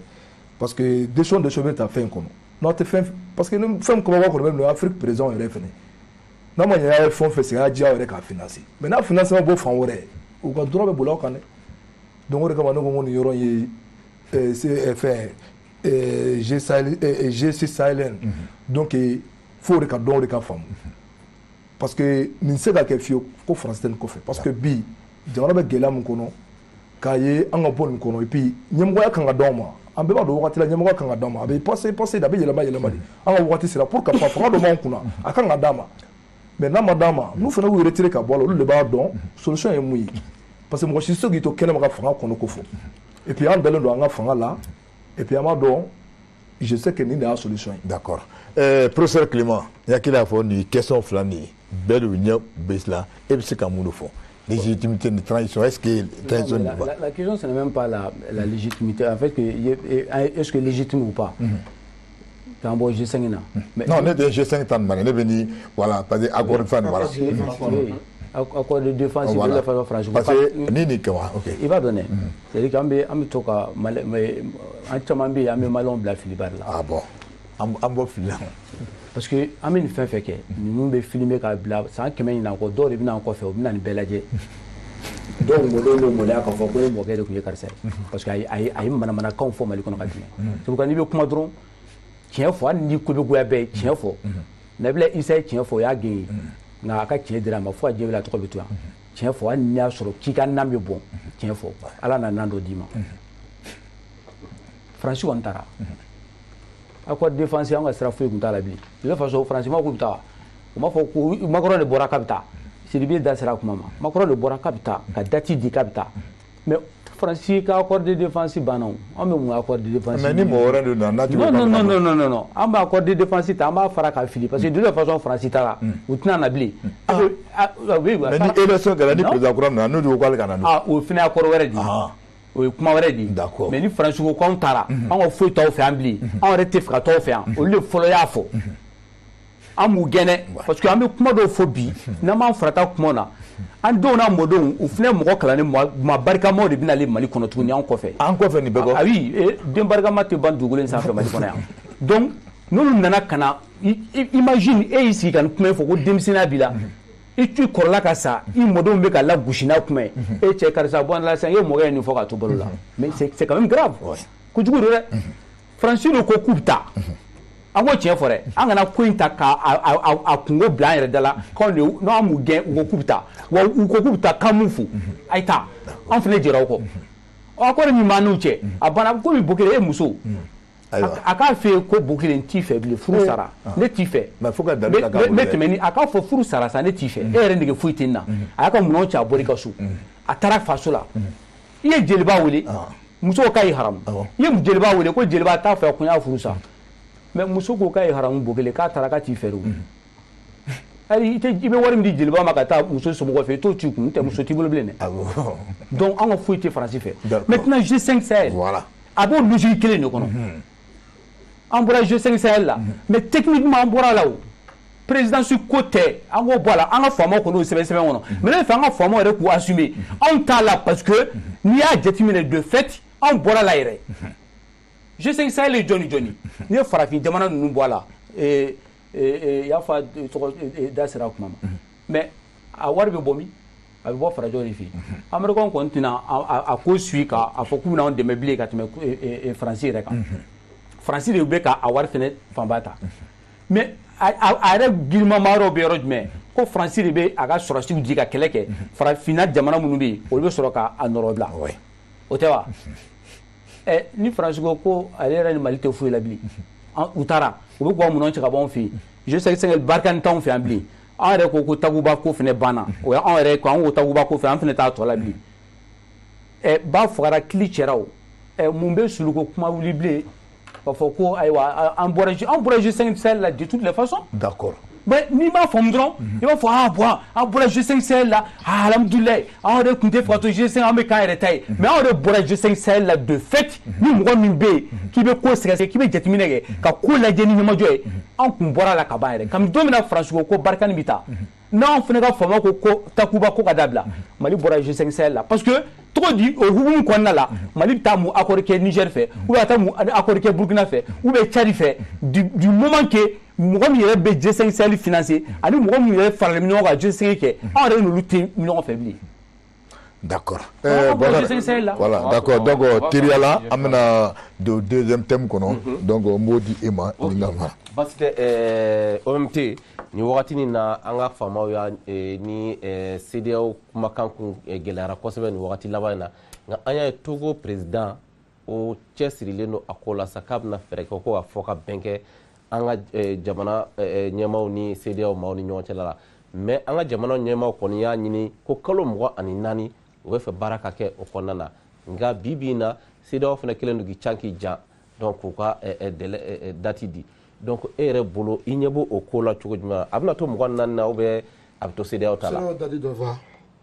kuma tun bɛ munumunu salo la ko 16 18. i y'a mɛn CEDEAO autorité dɔ la. o m'a fɔ officiellement mais kumaw bɛ munumunu. o m'a fɔ officiellement baara kɛ ni officiel ye mais n bɛna kɔrɔ tilema ye kuma dɔ fɔ c'est étonnant est ce que an n'a bɛ débat kelen na comme ale ko an ma Faransi gɛn Faransi dɔ k'a bɛ taa est ce que a fɔra yan ne maa mɛn mɔgɔ da o dɔ k'an ye Faransi gɛn dɛ. mais ne ka kuma tɛ ka mɔgɔ jaabi yan ne yɛrɛ b'o kɛ dɛ. ayi non parce que kuma bɛ plateau kan ne kuma fɔ mɔgɔ tɛ ka bisigiya an mɔgɔ naani de bɛ yan ne ko an ma Faransi gɛn mɔgɔ b'a bisigiya an kuma tile ne maa mɛn yan wa plateau kan an ye Faransi parce que Faransi taara Faransi k'a bɛ taa Faransi taara kun na. a bɛ to ka lamɛn lamɛnba ye a k'i da k'i to ka lamɛn une seconde kana miiri ko maliyɛnw cerveau bɛ kunkolo kɔnɔ maliyɛnw b'a faamu ayi ko mɔgɔw b'a bisimila e bɛ se k'a dɔn ka tɛmɛ maliyɛnw kan ne bɛ ka kuma maliyɛnw de fɛ minnu bɛ ka télé lajɛ donc je pense pas que e b'a dɔn ka tɛmɛ olu kan u bɛ bamanankan mɛn u b'a faamu u bɛ ko dɔn kana miiri k'a fɔ ko ne fɛ de k'a ɲɛfɔ maliyɛnw ɲɛna maliyɛnw t'a faamu an fana fɛla min an k'a fɔ an bɛ débat de la ne bɛ sɔsɔ ayi ne bɛ sɔsɔ o ma kuma tilela ka ban c'est bon a tilennen kulo e bɛ fɛ k'a fɔ k'i b'a ɲɛfɔ maliyɛn n'a fɔ maliyɛnw tɛ kuma faamu u y'a faamuya kuma tilela parce que n'a ye faransi bɛ taa parce que Mali de faransi poussé a ka taa parce que an bɛ ko faransi bɛ yan o a tɛ yan o ani partenaire dɔw bɛ baara kɛ ɲɔgɔn fɛ faransi ko o Wagner an ko Wagner tɛ u dimina u taara fo k'an ka kuma tile n bɛ segin ka na se ka décision na komi ko Yirimɛri don Mali autorités y'a jira k'a fɔ 24 mois an ye premier ministre ye CNT ɲɛkɔrɔ a ko ni dɔ bɛ se ka bɔ a la mais fo n'a kɛra président de la transition u ka initiative la sinon gouvernement baara daminɛ kalo 24 de la an bɛ ka baara kɛ n'o de fɔri k'a kɛ médiateur ou bien facilitateur ye a ma daminɛ bi fɔri se déplacer ka na Bamakɔ yan siɲɛ 2 ɲɔgɔn na a n'an ka président ka ɲɔgɔn ye depuis Amadu ko yɛrɛ ma kɛ fɔlɔ est-ce que ale ma wele bila ka na a nana ci wɛrɛ de la a yɛrɛ ye a ka fɛla la Mali ma kuma tigɛ ani CEDEAO président foyi cɛ ni Amadu ko binna Mali kan CEDEAO mɔgɔ yɛrɛ y'a demandé Mali fɛ avant le 31 décembre ko Mali ka délai dɔ fɔ Mali ye délai fɔ CEDEAO profité o délai la ka Amadu ko bin an kan parce que mɔgɔw y'u bila la n'o ye Macron ye pour que ka Mali affaibli a ye bɛɛ labɔ dɛ celui même qui a dit don min na an ye France ni RFI datugu ale de y'a fɔ a ka campagne dɔ sen fɛ a bɛna CEDEAO président wele n'o ye Ghana président ye a ka sanction dɔ fara Mali ka sanction kan ça veut dire qu'ale de b'u bila la fo ka n ka kuma tilenni fɔ Mali autorités y'a faamuya jamana foyi tɛ se ka jɔ jamana foyi tɛ se ka développer k'i to insécurité kɔnɔ n'i y'a mɛn santé kɛnɛya o y'a sɔrɔ sécurité bɛ yen e bɛ hôpitaliw jɔ e bɛ minɛnw bila yen jalosiw b'a attaquer u b'a ci ça sert à quoi ɔkɔliso 1000 ni kɔɔri tun datugura Mali la insécurité kɔnɔ a bɛ ka commencer ka dayɛlɛ e ye ɔkɔlisow jɔ anciens bɛ yen jalosiw b'u faga u bɛ ka ɔkɔlisow datugu ça sert à quoi sɛnɛ a tɛ se ka kɛ ka insécurité to yen n'i y'a ye ɲɔnɔ mara ka taa jabali yan fan fɛ sɛnɛ tun tɛ yen parce que u bɛ insécurité la n'i tɛ i ka foro la u b'i faga maintenant Mali bɛ résumé sécurité de la fɔlɔ transition de faamuya mais France y'a dɔn a n'a ka partenaire n'o ye CEDEAO jamana dɔw ye ni Mali sera k'a yɛrɛ sécuriser imagine ma olu sera dugu dɔw ma et puis a b'a to Mali bɛ se k'a yɛrɛ ta k'i kɔ don olu ma olu dun ka intérêt gulonnen bɛ Mali la pour empêcher ça u y'a ye k'a fɔ Mali ka commencer ka plan dɔ kɛ ka se k'a yɛrɛ sécuriser mais n'an ye wale dɔ bin u kan k'u dɛsɛ sur le plan financier sur le plan économique olu tɛ se ka équipement san moyen tɛ se ka k'u bolo bilen u bɛ segin an kɔ k'u jigi da an kan an b'an sogo sɔrɔ o la a bɛ kɛ comme guerre froide ɲɔgɔn na ni paix ni guerre mais an bɛ to tourbillon kɔnɔ France bɛ profiter anw na pour éviter ça nos autorités sont très malins ce sont des vrais patriotes jamana in kanu de b'u la u nana ni bi cɛ u ye Mali danbe na ka hɔrɔnya segin a ma ka farafinna kɛ farafinna ye bi l'Afrique ils sont fiers l'Africains sont fiers à cause du Mali a ma kɛ gansan mɔgɔw k'u bila u kunna dialogue ma deli ka bɔ ni CEDEAO cɛ CEDEAO y'i firifiri faransikan la mais u y'a ye bi an bɛɛ perte sɔrɔ côté bɛɛ la Mali autorités dayɛlɛlen don bɛɛ ni Mali ka intérêt bɛ hali kalo 10 de la ani CEDEAO ka jɛ ka sécurité nati Mali la an ka taa élection na an ka autorités dayɛlɛlen don dɛ mais anw ɲɛ b'a la an ka sécurité dira an yɛrɛ ma n'o dira an yɛrɛ ma pour que an ka se ka taa élection na an y'o délai de fɔ an ma ban mɔgɔ ka condition ma kuma tilenni la sanni ne k'ale ɲininka an ka tɛmɛ fa ne b'a fɛ k'i ɲininka n'a fɔra ko CEDEAO ye fogo bɔ ko k'a daminɛ 16 mois ka na 18 mois aw ko 24 mois a bɛ kɛ cogo di bon ne yɛrɛ nin ne b'a fɔ an kana tɛmɛ 24 mois an kana jugu donc mais ne CEDEAO ko 16 mois ni CEDEAO ko 16 mois an b'a la déjà an y'a daminɛ o ah donc olu 16 mois to kuma yɛrɛ ye an fɛ donc 24 mois na ye mun fɔ dɔw a bɛ t'olu la non o ye autorité ye ne t'a dɔn olu de bɛ fanga kunna mun ka ɲi jamana ma olu de b'a dɔn mun man ɲi jamana ma olu de b'o dɔn olu de bɛ ka programme kɛ k'a bɛn a ma an bɛ bɔ tile CEDEAO bolo an tɛ tile 40 tɛmɛ Mali bɛ dafiri u tɛ se jamana kɔrɔ président caman y'a fɔ an y'a kuma mɛn an y'a écoute téléphone ye mais n'i y'a autorité sɔrɔ u y'a anticiper de n'a ye bi sɔrɔ bi autorité ka baara kelen na u fo la même si n'an bɛ gɛlɛya kɔnɔ parce que an y'a ye k'a fɔ fɛn dɔ ka fisa ni fɛn dɔ ye jamana foyi tɛ bɔ nɔgɔ la n'an ma sɛgɛn kun kuma nɔ la. Modi i bɔra ka min ye OMT ka kuma mɛn sisan mais e yɛrɛ fɛnɛ bolo fɔra Ɲasimɛ ka ni sigiyafɔ Mali ni CEDEAO ni ɲɔgɔn cɛla la kalo 24 sɔn bɛna kɛ a ma wa Mali ɲɛmaaw ye min ɲini bon ni kuma ta ka jateminɛ ni fɛn tilennen de ni min y'a ɲini ni hakili ye i b'a faamu ne hakili la ni an ka gouvernement ɲɛmɔgɔ y'a fɔ CNT ɲɛkɔrɔ ko kalo 24 k'o ye fɛn ye an ye min ta ka ban k'an bɛ taa n'o de ye o gouvernement kelen ministre des affaires étrangères ni ma fili o de cira forme pour que ka kuma ɲɔgɔnya ɲini ani CEDEAO ni ɲɔgɔn cɛ. Ah, donc si moi j'ai bien compris, donc le gouvernement de olu wula ka se fort yɛrɛ quoi pour que ka kɛ médiateur ya. N bɛ ka kuma de ɲɛfɔ ni y'a ne a bɛ fɛ ka faamu a bɛ faamu sisan o. N bɛ exemple d'i ma n ko karisa i ye n ka ba san i m'a san n ka ba ye 2000 ye o kɔfɛ e taara dɛrɛmɛ 1 tɛ b'o la ne ye maa ci e ma ko n ka ba min ye 2000 ye n'i taara o kɔrɔ ye k'i kɔ don a la an ka kuma o kan tuguni kuma bɛ kɛ mun de kan donc fo yɔrɔ ka fɔ o ka faamu maintenant fort ka médiateur médiation solliciteli Mali gouvernement fɛ ne bɛ min faamu o la médiateur officiel dɔ bɛ yen n'o ye Goodluck Jonathan ye min sugantira CEDEAO ɲɛmɔgɔw fɛ ni fort yɛrɛ bolo Goodluck Jonathan ye jamana ɲɛmɔgɔ bɛɛ ka ciden de an m'a mɛn an ka ɲɛmɔgɔw kɔni da ko Goodluck Jonathan bɛ ka fɛn dɔ kɛ k'o tɛ bɛn o ma k'a dénoncer an m'a mɛn CEDEAO fana da ko Goodluck Jonathan ma ɲi n m'a fɔ n k'a ka ɲi dɛ mais an kɔni m'a mɛn an ka ɲɛmɔgɔw da ka an tɛ nin cɛ fɛ an ka cidenya la parce que a jogojugu dɔ ye nin ye ɔ mɔgɔ minnu fana bɛnn'a kan ka cɛ kɛ ciden ni fort b'o la an m'a mɛn fort yɛrɛ da ko ciden ma ɲi. mais est ce que n'i y'a jateminɛ u tɛ se k'a fɔ officiellement peut-être u yɛrɛ sigara la ou bien u bɛɛ presselen don nin fɔ ka sigi a fɔ bɛn ka kɛ ko la est ce que u ma siga a ka baara tagabolo la a tɛ ka parti flash k'u minɛ o de kama u k'u teliya ka nin boloda wa. Bon, problème est min ye n bɛ ka officiel ni officieuse ko ɲɛf'i ye kun ɲuman na min sugantira bɛɛ fɛ k'o bila ci la o ci kɔnɔ fɛnw bɛ ɲɛfɔ olu cibagaw de ni ɲɔgɔn cɛ décision bɛ ta o de la o maintenant ni président ni jamana ɲɛmɔgɔw ye fort ka dɛmɛ ɲini o dɛmɛ bɛ se ka taa wolo fɛn na hali o fɛn fana laban tɛna don Goodluck tɛgɛ kɔnɔ wa parce que officiellement o de sugantira k'o kɛ médiateur ye Mali ni CEDEAO ni ɲɔgɔn cɛ maintenant ne ye min fɔ o ye kuma de ye min kan ka ɲini ka dɔn an bɛɛ jɛra ka dɔ bila cidenya la o bɛ cidenya la an fila min ni ɲɔgɔn cɛ an si kelen m'a fɔ ko ciden man ɲi an ni ɲɔgɔn cɛ kelen bɔra an bɛɛ jɛra ka ciden min suganti ni o sugantibaga bɔ o la ka taa o fɛ yen ko aw ye min suganti kuma min na o sugantili kɔnɔ an b'a laɲini e fɛ e yɛrɛ fana ka kɛ ciden ye o sugantili kɔnɔ k'a sɔrɔ aw de min bɛ cidenya la suganti. Ok, a faamuya. Yafa e fana ye mun faamuya. Ouais, c'est-à-dire que Bokar n'i ye kɔrɔfɔn ta k'a lajɛ c'est-à-dire que réellement la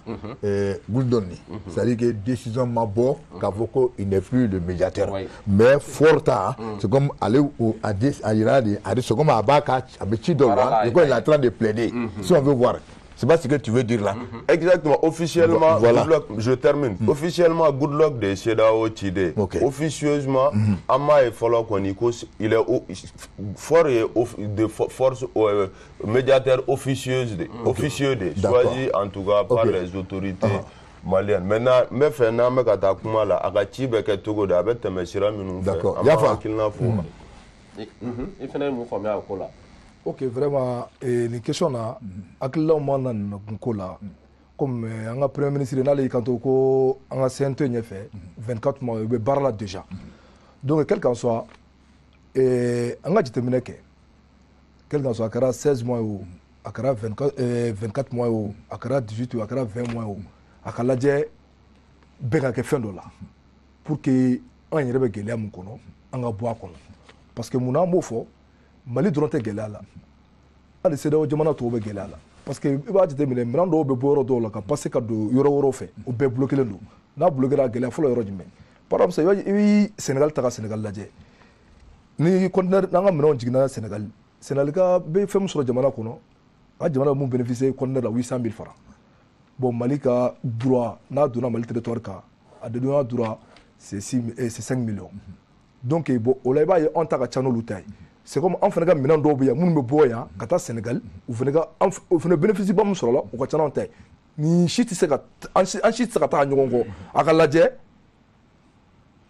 ni transition ko yanno ku be 24 mois ku bota ko programme do boka di million ma an bebe jika fɛn mun lajɛ donc 24 mois an bɛ fɛ ka nin kɛ n'o kɛra sa i b'a ye kuma caman bɛ ka fɔ mankun dɔ bɛ kɛ mais ni programme ma bɔ est ce que CEDEAO fana bɛna sɔn k'a fɔ ko 24 mois an b'an jɔ yen yan an ka 16 mois ta n'u ko 16 mois ou bien quel que soit mana date mun di a ka taa ni programme na o ma se ka an ka baara kɛ an bɛ dɔwɛrɛ demander o kɔni ne ka o y'an ka hakilila ye a sira kan n'u ma sɔn donc ni a ma ɲɛ an bɛ dɔwɛrɛ demander u b'a d'an ma maliyɛnw de ta ye an bɛ baara kɛ ni maliyɛn denw hakilila de ye. bon Clément an bɛ kuma lamɛn sani ka téléphone cilaw na e bɛ se ka minnu fɔ brèvement puis kɔfɛ an bɛ sɔrɔ ka na. n bɛ fɛ ka fɔ y'a fɔ a ye n dɔgɔkɛ ani n kanubagaba ka fɔ n'i ma min fɔ i sigiyɔrɔ la an kana o fɔ an fɔyɔrɔ la bilen dɛ an ye nin ɲɔgɔnna de kɛ fɔlɔ ni kɛlɛ bɔra a la dɔwɛrɛ tɛ demande dɛ n'a bɛ kɛ dilan cogo min na an k'a kɛ ten o ma fisa ko la ne bolo. ouais bon ni n ko nin yɔrɔ la. non nin yɔrɔ la tel que soit. n'o tɛ n'a a sera n'an tila ka fɔ tuguni. Comment il a pas ka pion ɲɛfɔ depuis sisan. ayiwa y'a fɔ a bɛ k'i den ka kuma bila kabini sisan ko n'a ma dafa an b'a lajɛ tuguni. ouais mais c'est comme ça. d'accord Clément. moi je pense que diɲɛ ko ko ni gɛlɛya nana fo sigikafɔ de b'a ban. mais bɛ sigikafɔ fɛn fɛn ye kɛnɛ kan i b'a sɔrɔ dugu ma dɔw de b'a dilan mais n bɛ fɛ ka kuma dɔw fɔ bi maliyɛn bɛɛ k'o lamɛn tuma dɔ la dɔw bɛ bɔ ka premier ministre Choguel Kokala Mayiga ka a sɔsɔ n'a ye bɔra ka kuma minnu fɔ mais ni Choguel bɛ fanga la bi n'o Asimi Goyita an k'o ta ale de président ye n'Asimi ma Choguel sɔsɔ min na c'est que Asimi ni Choguel bɛn n'o de kan. ni Choguel ko 24 mois c'est ka Asimi de bɛn'a kan n'o tɛ Asimi bɛ se ka kuma koyi da b'a kun a bɛ se ka nɔti ka communiquer k'a fɔ k'ale m'a fɔ u ma bɛn a kan mais ni Asimi ma kuma kabini Choguel kɔni bɛ kuma na fo bi Asimi ma deli ka bɔ k'a sɔsɔ donc tout ce que Choguel dit Choguel bɛ fɛn fɛn fɔ c'est que a yɛrɛ ko k'ale ciden de c'est que a bɛ kuma minnu fɔ a n'Asimi ka kumaw don an k'o fana tiɲɛ fɔ so tuma dɔ la ni Choguel kumana i b'a fɔ ko Choguel ka kuma don mais Asimi sen t'a la. u bɛɛ bɛ ɲɔgɔn fɛ bi n'a Choguel ye min fɔ n'Asimi ma sɔsɔ kɔni o kɔrɔ ko u bɛɛ de bɛnkan don fɔli Asimi de a bɛ ka médiation min kɛ ne bolo ko ɲuman don mun na parce que min bɛ kɛ sanfɛ ani min bɛ kɛ duguma u tɛ kelen bɛɛ b'o dɔn diplomatie la a dugumala barika ka bon ka tɛmɛ a sanfɛla kan ko sera yɔrɔ dɔ la fo dɔ ka wuli ka don an ni ɲɔgɔn cɛ dibidibini na e ni muso mana kɛlɛ sabu su in na n'a exemple min sɔn b'o kan e ni muso su in na kɔni a bɛ muso ni muso mana kɛlɛ. awɔ Gobe ni e ni muso kɛlɛla kɛlɛ mana se yɔrɔ dɔ la e ko n t'a fɛ fo ka n sa n y'a haramu n t'a fɛ bɛɛ y'i deli ka dɛsɛ mais e yɛrɛ nana ye ko in muso kɔni taara somɔgɔw mana fɛn fɔ mɔgɔ mana e deli foyi i bɛ fɛ muso ka sigi n'i ye terikɛ ɲuman sɔrɔ min bɛ taa ka taa fɔ ma chérie na i ka taa so sa an ka nin kɛlɛ ban ten yanni jeliba ka na o ka somɔgɔw k'u ka dimi fɔ muso yɛrɛ ka dimi fɔ o ka taa talon kuraniw ni parfum san ka na di muso ma k'a dusu faga hali n'a sɔrɔ wari bɛ bɔ yɛrɛ de kun dusu ka faga fɔlɔ ni dusu fagara jeliba bɛ sɔrɔ ka na o tɛ goya e ye o tɛ goya muso yɛrɛ nka dusu de y'i bila i ye ko dɔw kɛ nin ko in kɔnɔna la dusu wulila sanfɛ y a eu trop de passion tigɛrɛ fo jara dɔw ye hali anw yɛrɛ ka faamaw fanfɛla la tigɛrɛ fo jara an kunfɛ tuma dɔ la an ye ko sama ka juru sama kojugu n'o tɛ an tun bɛ ka deli yan an ka fɔ fɔri ka taa deli kɛ bi n ko CEDEAO ka ciden tun bɛna anw de deli anw tun bɛ ka deli mais komi an y'a sama boulevard de l'Indépendance tigɛrɛ fɔ yen yɔrɔ ne yɛrɛ delila k'a ko nɛnɛ n'i sɔmina la a bila man di dɔgɔ yɛrɛ bɛ dɔ da OMT yɛrɛ tigɛrɛ ayi o commission de bɛ yan non il y a une commission de travail c'est pas une médiation non c'est une commission ayi sa o commission de bɛ yan sa n bɛ k'a fɔ cogo min na ni tigɛrɛ fɔ i b'a dɔn n'a fɛngɛra cogo dɔ la a ma nɔgɔn ni jɛmɛ jalen don a dɔn bila man di mais nin bɛɛ kɔfɛ sikafɔ de b'a dilan nin bɛɛ kɔfɛ balimakɛ fo an ka bɛn ko dɔ de kan n'o tɛ jamanadenw sɛgɛnna maintenant bɛn bɛ kɛ mun kan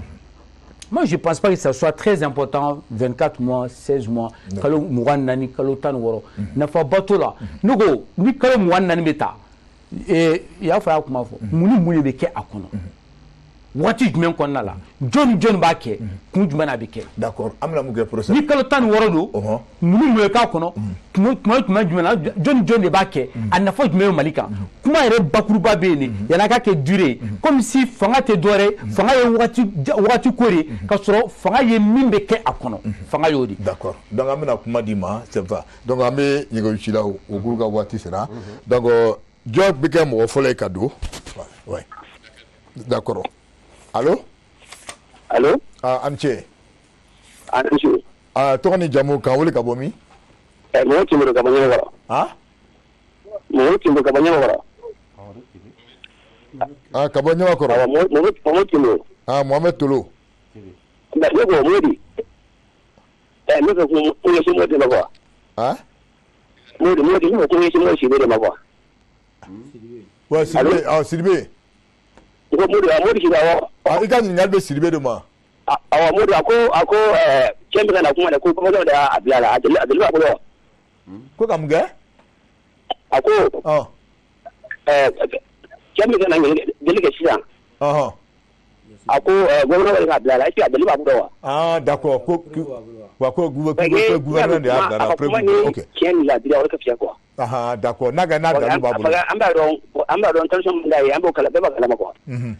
mais ale k'o fɔ sisan cɛ la ale muso fa ma dalu b'a bolo a ka dalu di quoi d'accord ok n'o tɛ ale da kan ka ɲininka nin kuma la dɛ ok d'accord donc a bɛna dalu di ma problème t'a la an kan ka ɲininka kuma dalu la quoi a ka dalu fɔ ko n'a dalu b'a bolo a y'a ye k'a fɔ cogolo bɛ Assimi y'a bila ko ka taa ko nana cɛ na deli kɛ n'a sɔrɔ a b'a dalu b'a bolo a ka dalu fɔ quoi d'accord ok pour autant k'an bɛ Ɲamagɔrɔkaw bɛɛ fo an bɛ mɔgɔ filanan ta madame assalamu alaikum waleykum salam jara k'an wele ka bɔ min Kulukoro Kulukoro awɔ i ni fama ni waati ok ɲininkali b'i bolo wa awɔ n b'a fɛ ka Kilema ye kuma dɔ de fɔ awɔ donc n b'a fɛ a ko yɔrɔ in lajɛ an ye dɔɔnin quoi o jumɛn ye a ko ko Mali ko an kana an tulo mɔgɔ wɛrɛ la ko ne ma se k'o yɔrɔ in faamu awɔ parce que jamana firila a mɛnna donc n'an ma an jigi tɛmɛ mɔgɔ dɔ la ka pour que an ka se ka fanga sɔrɔ a ma nɔgɔ ok d'accord Kilema y'o faamu d'accord a bɛ nin jaabi ko mɔgɔ wɛrɛ bɛ yen tuguni an b'o tigi ta allo assalamu alaikum waleykum salam tɔgɔ ni jamu k'an wele ka bɔ min Ibrahim Kulubali ka bɔ Kabala Kabalakaw don baasi tɛ yen ok alhamdulilayi ɲininkali b'i bolo ka ɲɛsin jɔn ma awa ɲininkali b'i bolo ka ɲɛsin jɔn ma ka bɔ Kabala ka ɲininkali b'i bolo ka ɲɛsin jɔn de ma awa komi Kilema tun ko wala komi ɲininkali min bɛ yen Kilema awɔ Kilema Danbele a tulo b'i la a tulo b'i la komi ale tun ko ko CEDEAO ka Togo président ka bɛna kɛ médiateur komi ko bɛna kɛ médiateur ye ka na delili kɛ Mali la yan bon n'a y'a sɔrɔ ni komi ale y'a fɔ cogo min na c'est komi an ka autorité sisan kɔni olu yɛrɛ de dɛsɛra sisan donc u bɛ ka commencer sisan ka Togo président deli sisan o kana deli la yala n ko dalu b'ale bolo wa ouais d'accord yala an ka autorité dɛsɛra ka se ka Togo président wele yala o dalu b'a bolo ko kana delili kɛ yala n'o dalu b'a bolo a fana bɛ se k'o dalu fɔ an ye ok donc Kilema bɛ nin jaabi problème t'a la an bɛ mɔgɔ wɛrɛ ta tuguni allo an ni ce k'an wele ka bɔ min tɔgɔ ni jamu oui allo oui sɔgɔma bɛ di tɔgɔ ni jamu k'an wele ka bɔ min ka bɔ Sebenikɔrɔ kulu Sebenikɔrɔ Mamudu Sila Sebenikɔrɔ Sebenikɔrɔ ok i Dunbiya Sila d'accord ok ɲininkali bolo ka ɲɛsin jɔn ma ɲininkali bolo ka se MK ma OMT ma ani Sidibe Ah, ni Sidibe, ok. Ani cɛkɔrɔba cɛ ye cɛkɔrɔba. Ani jɔ? C'est OMT. Ah, OMT Sidibe, et puis ani Yafa. Ani Yafa. Ou bien Clément do? Clément. Ah, d'accord, Clément, ok, d'accord. Bon, il y a une galerie du maïs. OMT français. OMT français. Allô? Oui? OMT français, pas OMT. Ah. Ça va? Ça va, alhamdulillah. Aba a y'u fɛ u ka débat kɛ maliyɛnw de bɛ mun faamuya quoi. I ka? U ka débat kɛ maliyɛnw de bɛ mun faamuya quoi. E ye mun faamu awɔ. Maliyɛnw bɛ mun faamuya. Awɔ. M5 mɔgɔw ka débat ani mun sɔrɔsiw fɛ a débat a tɛ faamuya quoi. C'est des questions posées pour nous répondre quoi. U taa ni question wɛrɛ de. D'accord. Voilà. Bon, o question jumɛn ye n y'a question ba puis o ma se k'a répondre o jumɛn ye? Hali sisan e ye question posé e tɛ kunna CEDEAO tali la sisan. Awɔ. A mɛnna a ma se ka fɛn fɔ a la a m'a kɛ e y'a kɛ min na a tila ka bin wɔɔrɔ fɛ. Ah d'accord. Bon sisan Sidibe do. Sidibe ta non c'est pour dire que. U baara minɛ k'u jija ka baara in na quoi. Adamaden bɛɛ n'a ka phase don. N'u kuma minnu fɔ u k'a fɔ ka tile quoi. U ka fɛsɛfɛsɛ pour que maliyɛnw k'a faamuya mun bɛ yen quoi. Ah ok. Parce que olu bɛ fɛ k'u jugu ye parce que k'u tɛ sɔrɔsiw fɛ quoi. Awɔ. Donc a ye kuma parfaitement quoi a tɛ polisi fɛ. Mais a ka tiɲɛ fɔ ne b'a fɛ sira min na sira ka ɲi quoi. Ni ça je le critique vraiment beaucoup. Oui. Voilà. D'accord. Clément Dou. Bu Clément tɛ ale ye grand frère de sa fɛ. Ale tɛ mɔgɔ duman ba ye. A b'u bɔ cɛ de fɔlɔ quoi. Wallahi ne ninnu ka fɛn dɔ ta k'a lamɛn tuguni. I b'a fɔ i ma kalan ma wallahi i b'a fɔ i ma kalan. D'accord. I b'a bila kila ne bɛ sa. Ne denw bɛna dɔ la u bɛ nin kuma in lamɛn quoi nin tɛ nin kɛ hɔrɔnya kama quoi. Awɔ. Sigi de man nin kɛ o maliyɛn a bɛ kɛ cogo di sigi de man nin kɛ. Ok. Vraiment nin ne ka fɛn ye mais bi tiɲɛ yɛrɛ la ne nin fɔ ne ka ɲi. Nin t'an arrangé dɛ. Mais n'an m'o kɛ.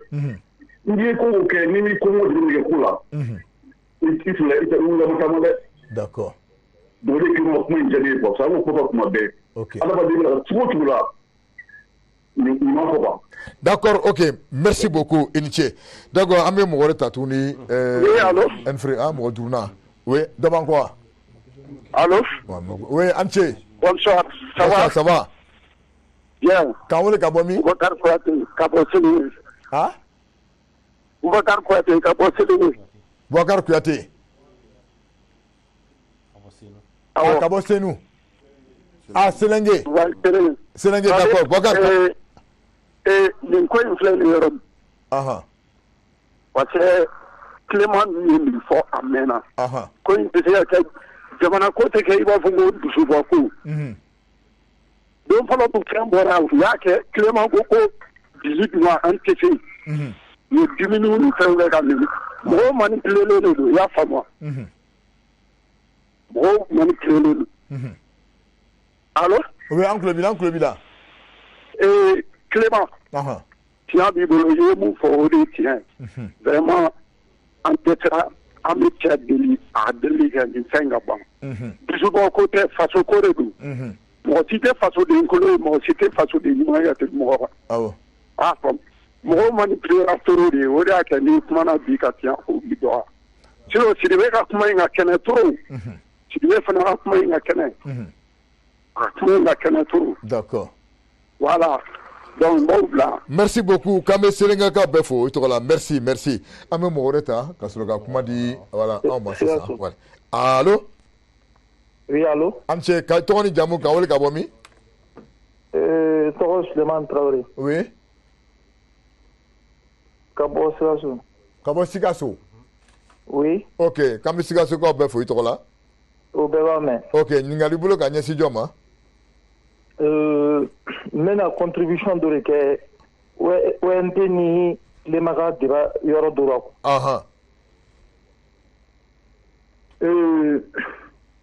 Faso ko in sera yɔrɔ min ma sisan. Franchement u ka dimi bɔ ani kan ko bɔ nin ko in na quoi. Ni ko jumɛn? Faso ko in u ka débat kɔnɔna na je vois que Tilema ni ONT bɛ ɲɔgɔn sama kojugu mais o tɛ foyi ye intérêt politique kɔ awɔ anw minnu ma o lajɛra analyse an ma analyse dɔw de kɛ quoi c'est-à-dire n'u nana sigi kɛnɛ belebeleba ninnu kan u ka essayer ka faso pousser ka bila cɛmancɛ la ka faso jɔyɔrɔ ɲɛɲini a ko la quoi on sent la frustration dans les yeux Clémani ONT kɔni bɛ ɲɔgɔn sama sama na dɔrɔn il se contredit kuma bɛɛ fɛn in kɔnɔ sinon ce que ONT a dit n bɛ tiɲɛ dɔ d'a ma kuma mun na yɛrɛ yɛrɛ yɛrɛ ni bɛɛ kan ka i ɲɛ jɔ o la o ye a ko jamana in tɛ se ka jɔ fo sécurité de ka na i mana école maître min diɲɛna ka bɔ nord la centre la ka n'o bila Bamako ne an b'o ko o bɛ ka faso nafolo ta ka sɔrɔ o tɛ baara kɛra bi n'i y'o lajɛ jamana kɔnɔ a tɛ se ka ban denmisɛnnin minnu diɲɛna ka bɔ yen ka na o sigi ni o tɛ kalan kɛra bi ni u b'u ba n'u fa kɛrɛfɛ dan t'a la a tɛ se ka fɔ ka ban nord ni centre la mɔgɔ minnu gɛnnen ka taga jamana wɛrɛw kɔnɔ maliyɛnw de don dan t'a la bɛɛ mana o i ɲɛ jɔ o yɔrɔnin yɛrɛ dɔrɔn na walahi i hakili tɛ jigin élection na jamana in kɔnɔ i hakili man ka jigin élection fɛnɛ na jamana in kɔnɔ bɛɛ de kan ka fara ɲɔgɔn kan ka bɔ ka taa CEDEAO deli ka taa mɔgɔ deli o fɛnɛ ye mɔgɔbaya de ye o c'est la grandeur d'une personne Mali hali ni Mali ye deli kɛra 1000 ta ka taga diɲɛ bɛɛ na o ka isa CEDEAO deli ça fait partie de la lutte o ka ɲi d'accord ok bon n'i bɛ fɛn dɔ ɲinina kuma dɔ la i bɛ kɛlɛ kɛ dusu bɛ se ka kɛ i bɛ kɛlɛ kɛ i hakili fɛnɛ bɛ se ka kɛ i bɛ kɛlɛ kɛ ou bien i ka laɲini bɛ se ka kɛ i bɛ kɛlɛ kɛ mais n'i tilara ka i hakili jigin tugun k'a fɔ ko i mago bɛ deli kɛra ko in ka ban a ka ɲi adamadenya la la grandeur de l'homme d'accord. Vraiment, merci beaucoup, Eniché. Non, s'il te plaît, une minute. Deli kera 2 secondes. Deli côté foyer, ko ina deli kan yere beka son. Deli ka ke jamana inga jo angata nyese. Ok. Moi je dis ça. Merci beaucoup. D'accord, merci. Ama ni production mo fait. Donc je pense que ame mo wareta. Ame mo wareta tuguni. Dobia, ok. Allô? Allô? Ansu somɔgɔ bɛ di tɔgɔ ni jamu k'an wele ka bɔ min Mahamadu Kulibali k'an wele ka bɔ Dili commune na Sibi ok an bɛ Kulukoro fɛ Nara an ka circuit Nara ye Dili ok awɔ ɲininkali bolo ka ɲɛsin jɔn ma bon ɲininkali kɔni min bɛ n bolo n b'a fɔ fɔlɔ awɔ ni ye émission mɔgɔ bɛɛ lajɛlen fo a y'a minɛ comme Clément ni Traoré bon ne ma se comme an bɛ yɔrɔ min an bɛ burusi kɔnɔ quoi awɔ an bɛ débat su waati ni waati la quoi vraiment diyara n ye bon an kɔni bɛ min fɛ Mali ka ɲɛtaa ko an b'o de nɔfɛ quoi ok CEDEAO ka ko min don quoi autorité malien de b'a lajɛ awɔ autorité malien de b'a lajɛ awɔ pour que an ka gɛlɛya ni Mali ka autorité ni CEDEAO mana sigi ka kuma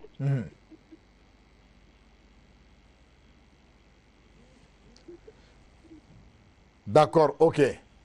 a faamuyara comment on appelle ça Alfred mɔgɔ 7 d'accord donc an b'a ɲini o fɛ sisan ɲininkali kɛra kosɛbɛ Sidibe ani Clément de la kosɛbɛ donc OMT ta commentaire de kɛra o la donc ɲininkaliba ma kɛ yafa la donc Sidibe donc ko prévu b'i bolo fɔlɔ ɲɛsin bɛ ko Mali a sollicité ko a prévu b'i bolo wa je pense que ɲininkali kelen fɛnɛ kɛra Clément fɛnɛ la o ye n balimakɛ Mohamed Tolo ka ɲininkali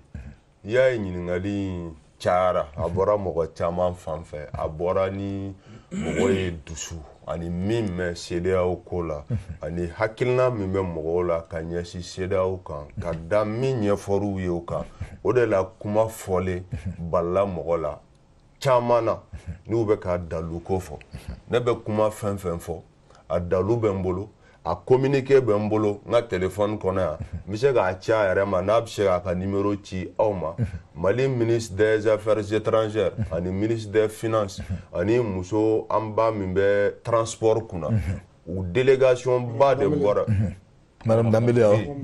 oui ni ko k'an ba min bɛ a b'a fɛ k'a awɔ Daru Dambélé muso n b'a dɔn je sais olu ye délégation ba de formé n'an ka ministre des affaires étrangères n'o ye Diop ye n'u wulila ka taa se Togo président ma ka a ɲini a fɛ a ka kuma ɲɔgɔnya la tɛmɛ baaraw kɛ ani CEDEAO cɛ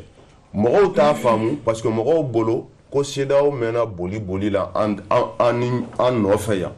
ko ma bɔ a la ko wagati bɛ na ko Mali bɛ wuli ka taa CEDEAO fana nɔfɛ deli bolo ma pour que ka mɔgɔ ɲini an ka ɲɔgɔn faamu o t'a faamu mais k'a fɔ n balimakɛ Mohamed Tolo ye o de kɛra o de baaraw bɛ sen na mais a ka ɲi jamana ma ni ɲɛmɔgɔw wulila wagati la k'a fɔ ko jamanadenw degunnen don u tɔɔrɔlen don u sɛgɛnnen don ko wagati dɔ kɛra ko ɲɛmɔgɔw welela k'u ma sɔn k'u kɔfilɛ k'u y'u kɔfilɛ k'a sɔrɔ u yɛrɛ ma wele ko o ye hɛrɛ ye jamana ma donc k'a fɔ an fana bɛ min ɲini dɔrɔn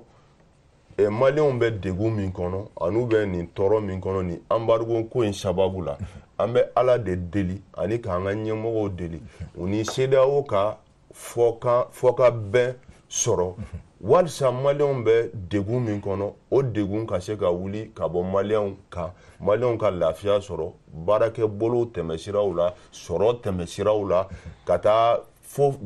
ko wɛrɛw la minnu kɛlen n'o degun ye bi jamana kɔnɔ bon balimakɛ dɔw fana bɛ yen olu ma ɲininkali kɛ u ye n wele k'an encourager k'a fɔ n ye ko n ka continuer nin sira fɛ n b'u fo k'u wale ɲuman dɔn fana o la. Bɔkari n'o bɔra Kilema kuma bɛ dogo. Je pense que n'a question kelen jaabira. Awɔ filanan ye min ye ko i b'a fɔ ko kun y'o de labɛn k'a fɔ n bɛna communiqué in de kuma fɔ mais c'est pas grave comme ale n balimakɛ y'a fɔ ka ban. Maintenant ne bɛ tɛmɛ ni question filanan ye o ye ko ne ko an ka k'an yɛrɛ ta ye o ka fisa an ka to girinna mɔgɔ wɛrɛ nɔfɛ mais i tɛ diɲɛ jamana ɲɛnama si ye diɲɛ kɔnɔ ko min développera parce que ko tɔ de nana d'a ma i b'a ye kuma bɛɛ de i yɛrɛ de b'i sinsin kolo la dɔw bɛ se ka dɛmɛ dɔw k'i ye wagati ni wagati mais ka to ten ko i bɔra dɔ bolo i bɛ boli ka taa dɔ wɛrɛ de fɛ i bɛ boli ka taa dɔ wɛrɛ de fɛ i t'a jamana si ye kabini Ala ka diɲɛ da ko jamana dɔ tora o bolo kan bamanankan ma nɔgɔn parce que i bɛ don mɔgɔ gasi la ka to mɔgɔw nɔfɛ ten ko e yiriwara hali i ta ye hadamaden na ka to mɔgɔ nɔfɛ ten ne kelen ka kɛ aw nɔfɛ girin na ten ka ɲinɛ n yɛrɛ kɔ ka ɲinɛ n ka hadamadenya kɔ n tɛ baara kɛ n tɛ foyi kɛ ko n bɛ girin aw nɔfɛ ne tɛ se ka kɛ fɛn aw nɔfɛ ten fo n ka kɛ n yɛrɛ ta ye mais n'i ko k'i ka k'i yɛrɛ ta ye a bɛ sɔrɔ mun fɛ n bɛ misali kelen di mɔgɔw ma komi ne b'o de dɔn kosɛbɛ n'o ye yuguyugukɛla ye n bɛ misali kelen di mɔgɔw ma i bɛ ka tile la a fɔra ko miliyari 1,230 ko o dira n'u b'a fɔ loi d'orientation promotion militaire an b'a fɔ ko a bɛɛ dunna à peu près a bɛɛ dunna à peu près a y'a bɛɛ dun mais minnu y'a dun u bɛ balo la han minnu y'a dun u bɛ balo la mais an bɛ fɛ sisan n bɛ misali kelen di i ka k'i yɛrɛ ta ye o jumɛn o ye bi yugu kɛlɛ min ni an ka ɲɛmaaba n'o ye Sogɛli Kokala Mayiga ye n'a b'a ka PAG kɔnɔ programme d'action gouvernementale kɔnɔ n'o ye yugu kɛlɛ ye n'o donna ba la bi ka se ka hali o wari tilancɛ sɔrɔ ka dɔɔni fara o kan n'o bɛ taa bɛn miliyari 1,000 dɔrɔn ma an ka 200 ni kɔ in ko tunna sa miliyari 1,000 mana sɔrɔ sisan k'aw to kuma na n ye calcul kɛ i bɛ Mali sɔrɔsiw ta 24,000 i bɛ mɔgɔ 3 de ta san kelen kɔnɔ i bɛ office du Niger dilan dɔrɔn agriculture la sɛnɛ na an ka sɔrɔsiw bɛ se ka balo sɛnɛ u yɛrɛ an ka sɔrɔsiw bɛ se ka u yɛrɛ balo u bɛ se ka fɛn bɛɛ kɛ balo tɔ yɛrɛ bɛ taa feere tuguni Mali armée bɛ se a yɛrɛ kɔrɔ hali a tɛ bɔ Mali gouvernement ka budget kɔnɔ Mali armée bɛ se a yɛrɛ kɔrɔ komi an ka débat tɛna se ka développer ka so la sinon ne y'a calcul kɛ k'a ban mais siɲɛ wɛrɛ ni n bɛna n'a ye n bɛna n'a programme dafalen ye Maliens k'a dɔn k'a fɔ an mɔgɔ foyi tɛ jamana wɛrɛ ka wari la an mɔgɔ foyi tɛ jamana wɛrɛ ka armée la an mɔgɔ foyi tɛ Russie la an mɔgɔ foyi tɛ France an mɔgɔ foyi tɛ Amérique la Mali yɛrɛ dɔrɔn bɛ se ka Mali ta ka Mali armée ta wali Mali armée ka wari tɛ bɔ Mali gouvernement ka budget kɔnɔ armée bɛ se a yɛrɛ kɔrɔ wa an ka denmisɛnnin fɛn fɛn bɛ chômage la n'a bɛ bɛ fɛ ka Mali kuma bɔ i bɛ se k'a bɛɛ ta baara la k'a bɛɛ don tuguni ka Mali armée kɔnɔ ka jamana yiriwa ban ni kelen don ka sɔrɔ ka jamana dilan kɛ kuma jumɛn ye n'i y'o fɔ dɔrɔn a b'a kɛ to i fa ni ba bɛ nini mais hali n'an fa n'an ba bɛ nini an fana bɔ ka yafa a ma mais f'an ka tiɲɛ de fɔ sabu don ma don nataw la min ta ye tiɲɛ Ala b'o dɛmɛ wa min ta ye tiɲɛ o bɛ diya mais n bɛ fɛ ka kuma dɔ laban bi bi in na an ka kan yɛrɛ ta ye Faransi taara an kana fɔ an mɔgɔ yɛrɛ tɛ Russie la sa hali n'a sɔrɔ k'an mɔgɔ bɛ fɛngɛ wɛrɛ la an mɔgɔ b'an kɛrɛfɛ jamana yɛrɛ la ka tɛmɛ Russie kan n'an y'a kɛ ko dilan ka ɲɛma ka diplomatie fanga bonya ka économie fanga bonya jamana minnu b'an Mali kɛrɛfɛ olu mɔgɔ bɛ Mali la ka tɛmɛ hali anw ka fɔ k'an bɛ girin ka taa yɔrɔ wɛrɛ nka Mali mɔgɔ bɛ min na bi n bɛ kuma laban n'o ye o ye justice Mali justice n'o ye kiiribo ye n'i y'o dilan Maliyɛn b'a yɛrɛ ye Mali ko kɔnɔ juges ka bila o place la mais kiiri bɛ tigɛ minnu da la a tigɛcogo fana ka ɲa o fana ka se k'u yɛrɛ sɔrɔ a kɔnɔ a filanan ye jumɛn o ye dun ka fa dun ka fa bɛ se ka Mali kɔnɔ yan fɛn saba bɛ yen nɔ diɲɛ bɛɛ n'i y'o yɔrɔ yɔrɔ o yɔrɔ kan ka yiriwa ni o ye tile b'anw bolo Mali kɔnɔ yan ji b'an bolo Mali kɔnɔ dugukolo b'an bolo Mali kɔnɔ nka kɔngɔ bɛ anw na Mali la mais o tɛ jamana wɛrɛw nɔ yɛrɛ o ye anw yɛrɛ de ka marabagaw taabolo ye n m'a fɔ sisan minnu b'an kunna dɛ mais Mali yɛrɛ marala ten de ka kɔngɔ bila Maliyɛn na ka sɔrɔ k'an ka kalan tiɲɛ ni kalan ɲuman ka kɛ Mali de kɔnɔ bi i b'a ye k'a fɔ Omnisport ta sini sɔgɔma Modibo Keyita Sugunikura kɛrɛfɛ Omnisport i bɛ yɛlɛ ɲama de sanfɛ ka sɔrɔ ka goudron tigɛ kuma bɛɛ fɔ ne b'an ban ka tiɲɛ lajɛ ka fɔ kuma bɛɛ ko yɔrɔ wɛrɛ de défaut bɛ yen de anw sen t'a si la anw nɔ t'a si la non problème camanba bɛ an yɛrɛ la f'an yɛrɛ fana k'o corriger min b'a to an bɛ k'an yɛrɛ ta ye wa n'an kɛra an yɛrɛ ta ye an bɛ kɛ i n'a fɔ Afrique du Sud an bɛ kɛ i n'a fɔ Nigeria an bɛ kɛ i n'a fɔ Rwanda yanni an ka boli ka taa tɔw fɛ k'i y'a kɛ cogo di walasa an k'o lajɛ ka sigi an fɛ yen an ka sɔn k'a fɔ dɔrɔn jogo ka yɛlɛma marabagaw taabolo ka yɛlɛma maradenw ka bila u ka hakɛ kɔnɔ jamana bɛ yiriwa an mɔgɔ foyi tɛ mɔgɔ si la. d'accord Kulema an bɛna kumakan laban d'i ma conclusion e fɛ i ka kumakan laban i b'a fɛ a ka kɛ cogo min na an bɛ se ka kuma laban. kumakan laban ni don ko n sigilen bɛ ka a bɛ waati bɔ n sigilen bɛ ka n ka teli lajɛ n bɛ fɛ Maliyɛnw bɛɛ ka n lamɛn n delila ka kuma in fɔ ka tɛmɛ n bɛ segin a kan bi. Bukele n y'a ye k'a fɔ mangalani fila u bɛ ka ɲɔgɔn tu u mɛnna u bɛ tuli la fo ka na kɛ u yɛrɛ hakili tɛ foyi la u bɛ ɲɔgɔn tu la ne bɛ sigilen bɛ k'u lajɛ ne ye n yɛrɛ ɲininka ko pourquoi mɔgɔ bɛ nin bɔ télé la sɔnni jaja waraba de bɛ k'i den ka na n'a y'i kɔri ka na mangalaniw bɛ ɲɔgɔn tu n'u ye ɲɔgɔn tu tuma min na ale b'i dɔn ni tori ka na u tora o ɲɔgɔn tu de la ka ɲina fɛn bɛɛ kɔ waraba ye kelen minɛ k'o kan ka di dɔ in kun birilen don o yɛrɛ tɛ ka lajɛli kɛ bilen ale bɛ fɛ dɔrɔn dɔ in kana don ale la waraba y'o kan kari ka sɔrɔ k'i girin ka d'ale kan ale ye waraba ye tuma min na ale yɛrɛ y'i fili dingɛ kɔnɔ k'a sen kari waraba y'u fila bɛɛ faga sɔnni i b'a ye waraba n'a denw bɛ k'o dun o b'a yira k'a fɔ Maliyɛnw bɛ kɛlɛ min na bi ne b'i fɛ ne t'i fɛ parce que ne ka nan bɛ ko dɔ la bi ne bɛ bɔ ka bɛɛ dɔgɔya parce que ne tɛ fanga la bi o dimi bɛ na ne bɛ bɔ k'a fɔ minnu bɛ fanga la k'olu man ɲi n'an ye nin bɛɛ bila kɛrɛfɛ ka Mali lajɛ bi ka fɔ Mali y'an bakɔrɔnin de musokɔrɔba in man kɛnɛ an k'a furakɛ ni musokɔrɔba kɛnɛyara n'an bɛ min kɛ an n'o kɛ kɔfɛ nka Mali y'an bakɔrɔnin les patries mères n'an sera k'o sankɔrɔta k'o furakɛ o de da ka d'an bɛɛ la sabula ni bakɔrɔnin sara du cilen Ala k'an kisi o ma Maliyɛnw ka bɛnkan kelen kan mais n'an bɛ bɛnkan min kɔ ka kɛ tiɲɛ sabula nkalon de ye Mali mara wa nkalon min tant que o bɛ Mali kɔnɔ an tɛ hɛrɛ sɔrɔ jamana in kɔnɔ an ka jamana mara ni tiɲɛ merci. Kumakan laban. n balimakɛ Bokele n ka kumakan laban ni kuma kɔnɔna la ne bɛ min ɲini fɔlɔ an ka ɲɛmɔgɔw fɛ u k'an hakili lajɔ ni tiɲɛ ye u k'an ka hakili la baara ni tiɲɛ ye u ka an nabɔ an nɔ la tagama sen fɛ ni tiɲɛ ye n'i ye si kɔngɔ la dɔn depuis sɛjɛ min sɔgɔmada tiɲɛ kan ni kɔngɔ min faga yanni o sufɛla cɛ o ɲɛmɔgɔ min ye tiɲɛ lakika f'i ye ni a man di i tulo ye ni kɔngɔ min faga yanni sufɛla cɛ i na tugu o ɲɛmɔgɔ kelen kɔ ka taa kɛlɛso yɔrɔ o yɔrɔ ni mankan ma ba kɔnɔ mankan ma jɛgɛ bali sunɔgɔ la o mankan tiɲɛ fɔ tɔla man kan ka kɛ dɔ ba neni sababu ye an ka tiɲɛ fɔ ɲɔgɔn ye hali n'a ka kunna an ka tiɲɛ fɔ ɲɔgɔn ye hali n'a ka gɛlɛn an ka tiɲɛ fɔ ɲɔgɔn ye parce que Mali tɛ se ka wuli ka jɔ ni baara ma kɛ ni tiɲɛ ni jɛlenya ye ka fanini banini ni ɲɔgɔn buruja bɔ a la kuma ka nɛmɛ baara bɛ kɛ yɔrɔ o yɔrɔ o ni kuma tɛ bɛn sunɔgɔ bɛ kɛ yɔrɔ o yɔrɔ o ni mankan tɛ bɛn an ko k'an y'an sen bɔ sunɔgɔ samara sen na ka baara kɛ samara don o kɔrɔ ye ko an tɛ mankan fɛ an bɛ baara de fɛ kuma ka nɛmɛ an ka a lajɛ n'an y'a ɲini kɔmɔgɔw fɛ cɛsiri bolo ma u ka kɔngɔ kun ka minɔgɔ kun ka sunɔgɔbaliya kun tuma dɔw la lakanabaliya y'a sababu ye an fana ka sɔn kɔngɔ ni minɔgɔ ma ka dɔ bɔ an saraw la n'a bɛ fɔ o ma ko réduction du train de vie de l'État n'an y'o kɛ an mago tɛ se Faransi ma an mago tɛ se Rusi ma an yɛrɛ b'an ka cɛbalenw suganti yan k'u kɛ kɛlɛkɛcɛ jolenw ye ka kɛlɛkɛminɛn jolenw ɲini k'a d'u ma u ka an ka jamana kuma bɔ ka kuma bɔ laban nin yɔrɔ la ɲɛmɔgɔw ka fɛɛrɛ bɛɛ sigi sen kan maliyɛnw sɛgɛnna embargo na u tɔɔrɔla embargo na mais maliyɛnw y'o sɛgɛn n'o kɔrɔ dɔn jamana kanu de kama ko dɔ wagati sera u ka bɛn ɲini maliyɛnw ka lafiya kama pour que jamana ka se ka bɔ nin gɛlɛya ninnu kɔnɔ. OMT 2 minutes et yɛrɛ fɛ sisan téléphone mun cira et puis maintenant kuma kan laban bi. 2 minutes bɛ sɔn ka dɔgɔya dɛ. N'i ye kulu di tɔw ma i kan ka dɔɔni d'a ma dɛ. N b'a fɔra mun na. An kan ka. D'accord mais tu donnes 2 minutes parce que tu as l'expérience. Kuma mun fɔra caman kuma caman fɔ fo que mɔgɔw k'a faamuya n y'a fɔ an ka kumaw tila n k'u bila o minɛnw kɔnɔ. Ford nana Mali la lui-même s'est déplacé. CEDEAO de la ka demandé Assimi ka taa u ka sommet extraordinaire la a ka bɛ mɔgɔ deuxième o ma sɔn Ford ma na ka Mali deli wa Mali ye lettre min bɔ a ta fansi an taara Ford deli n'i bɛ jɛ kɔnɔ i bɛ bɛn de ɲini autorités bɛ k'a yira de k'a fɔ anw bɛ ka bɛn de taama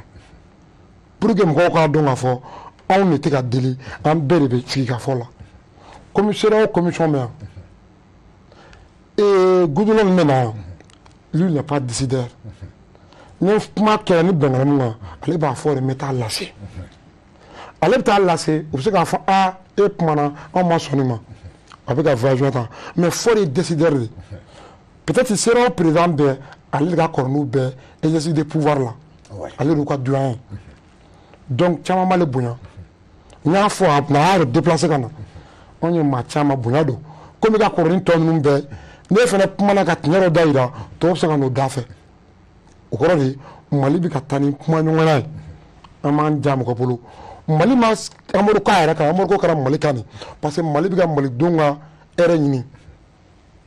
autorités kɛtɔ k'an ka hɛrɛ de ɲini Amadu ko kɛra an kan Amadu kɛ kun tɛ dɔwɛrɛ an ka ɲɛmɔgɔw ka gɛrɛntɛ sigi u kan u k'a bila mais est ce que a kɛra ɲɛmɔgɔw de kan a kɛra jamanadenw de kan CEDEAO dun sigira IMOA sigira ka jamanadenw de lafiya ka kungo bɔ jamanadenw na ka minɔgɔ b'u la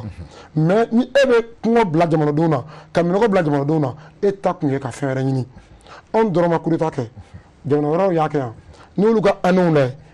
o fɔdenw ani bi CEDEAO ma kala don a ɲini ka bɛn o ma i b'a dɔn ko wɛrɛ tun bɛ nin ko in kɔnɔ o de fɔ maliyɛnw an ka k'an yɛrɛ fɛ a ka jamanaw fɛ ne bɛ autorité ninnu fo u ka faso kanu na u ka wulikajɔ n'u ka cɛsiri la u y'u ni de di anw kisili kama n'i ye Faransi kɛlɛ tan fo lakara a tɛ to yen anw ye Faransi humilié Faransi mɔgɔw y'a kɛ kule an y'a kɛ carton ye autorité ninnu jɔlen nin kɔ u b'u laban cogo dɔn mais u y'a kɛ Mali ka siniɲɛsigi kama u y'a kɛ Faransi ka jɔli kama ni Mali den bɛ sɔrɔ bi i b'olu lagosi jamana wɛrɛ ka intérêt kama o bɛ bɛn mais an b'u soutenir parce que wale min na bi Mali dan tɛ Bamakɔ ye n y'o de fɔ jamana foyi tɛ se ka jɔ insécurité kɔnɔ f'an ka sɔn sécurité ma Kilimango o dun ka fa sɛnɛ de bɛ kɛ ni sɛnɛ tɛ yen a tɛ dun ka fa sɔrɔ o sɛnɛ in an balilen b'o la san joli mais ɲinan n'Ala sɔnna a bɛ kɛ condition ɲuman kɔnɔ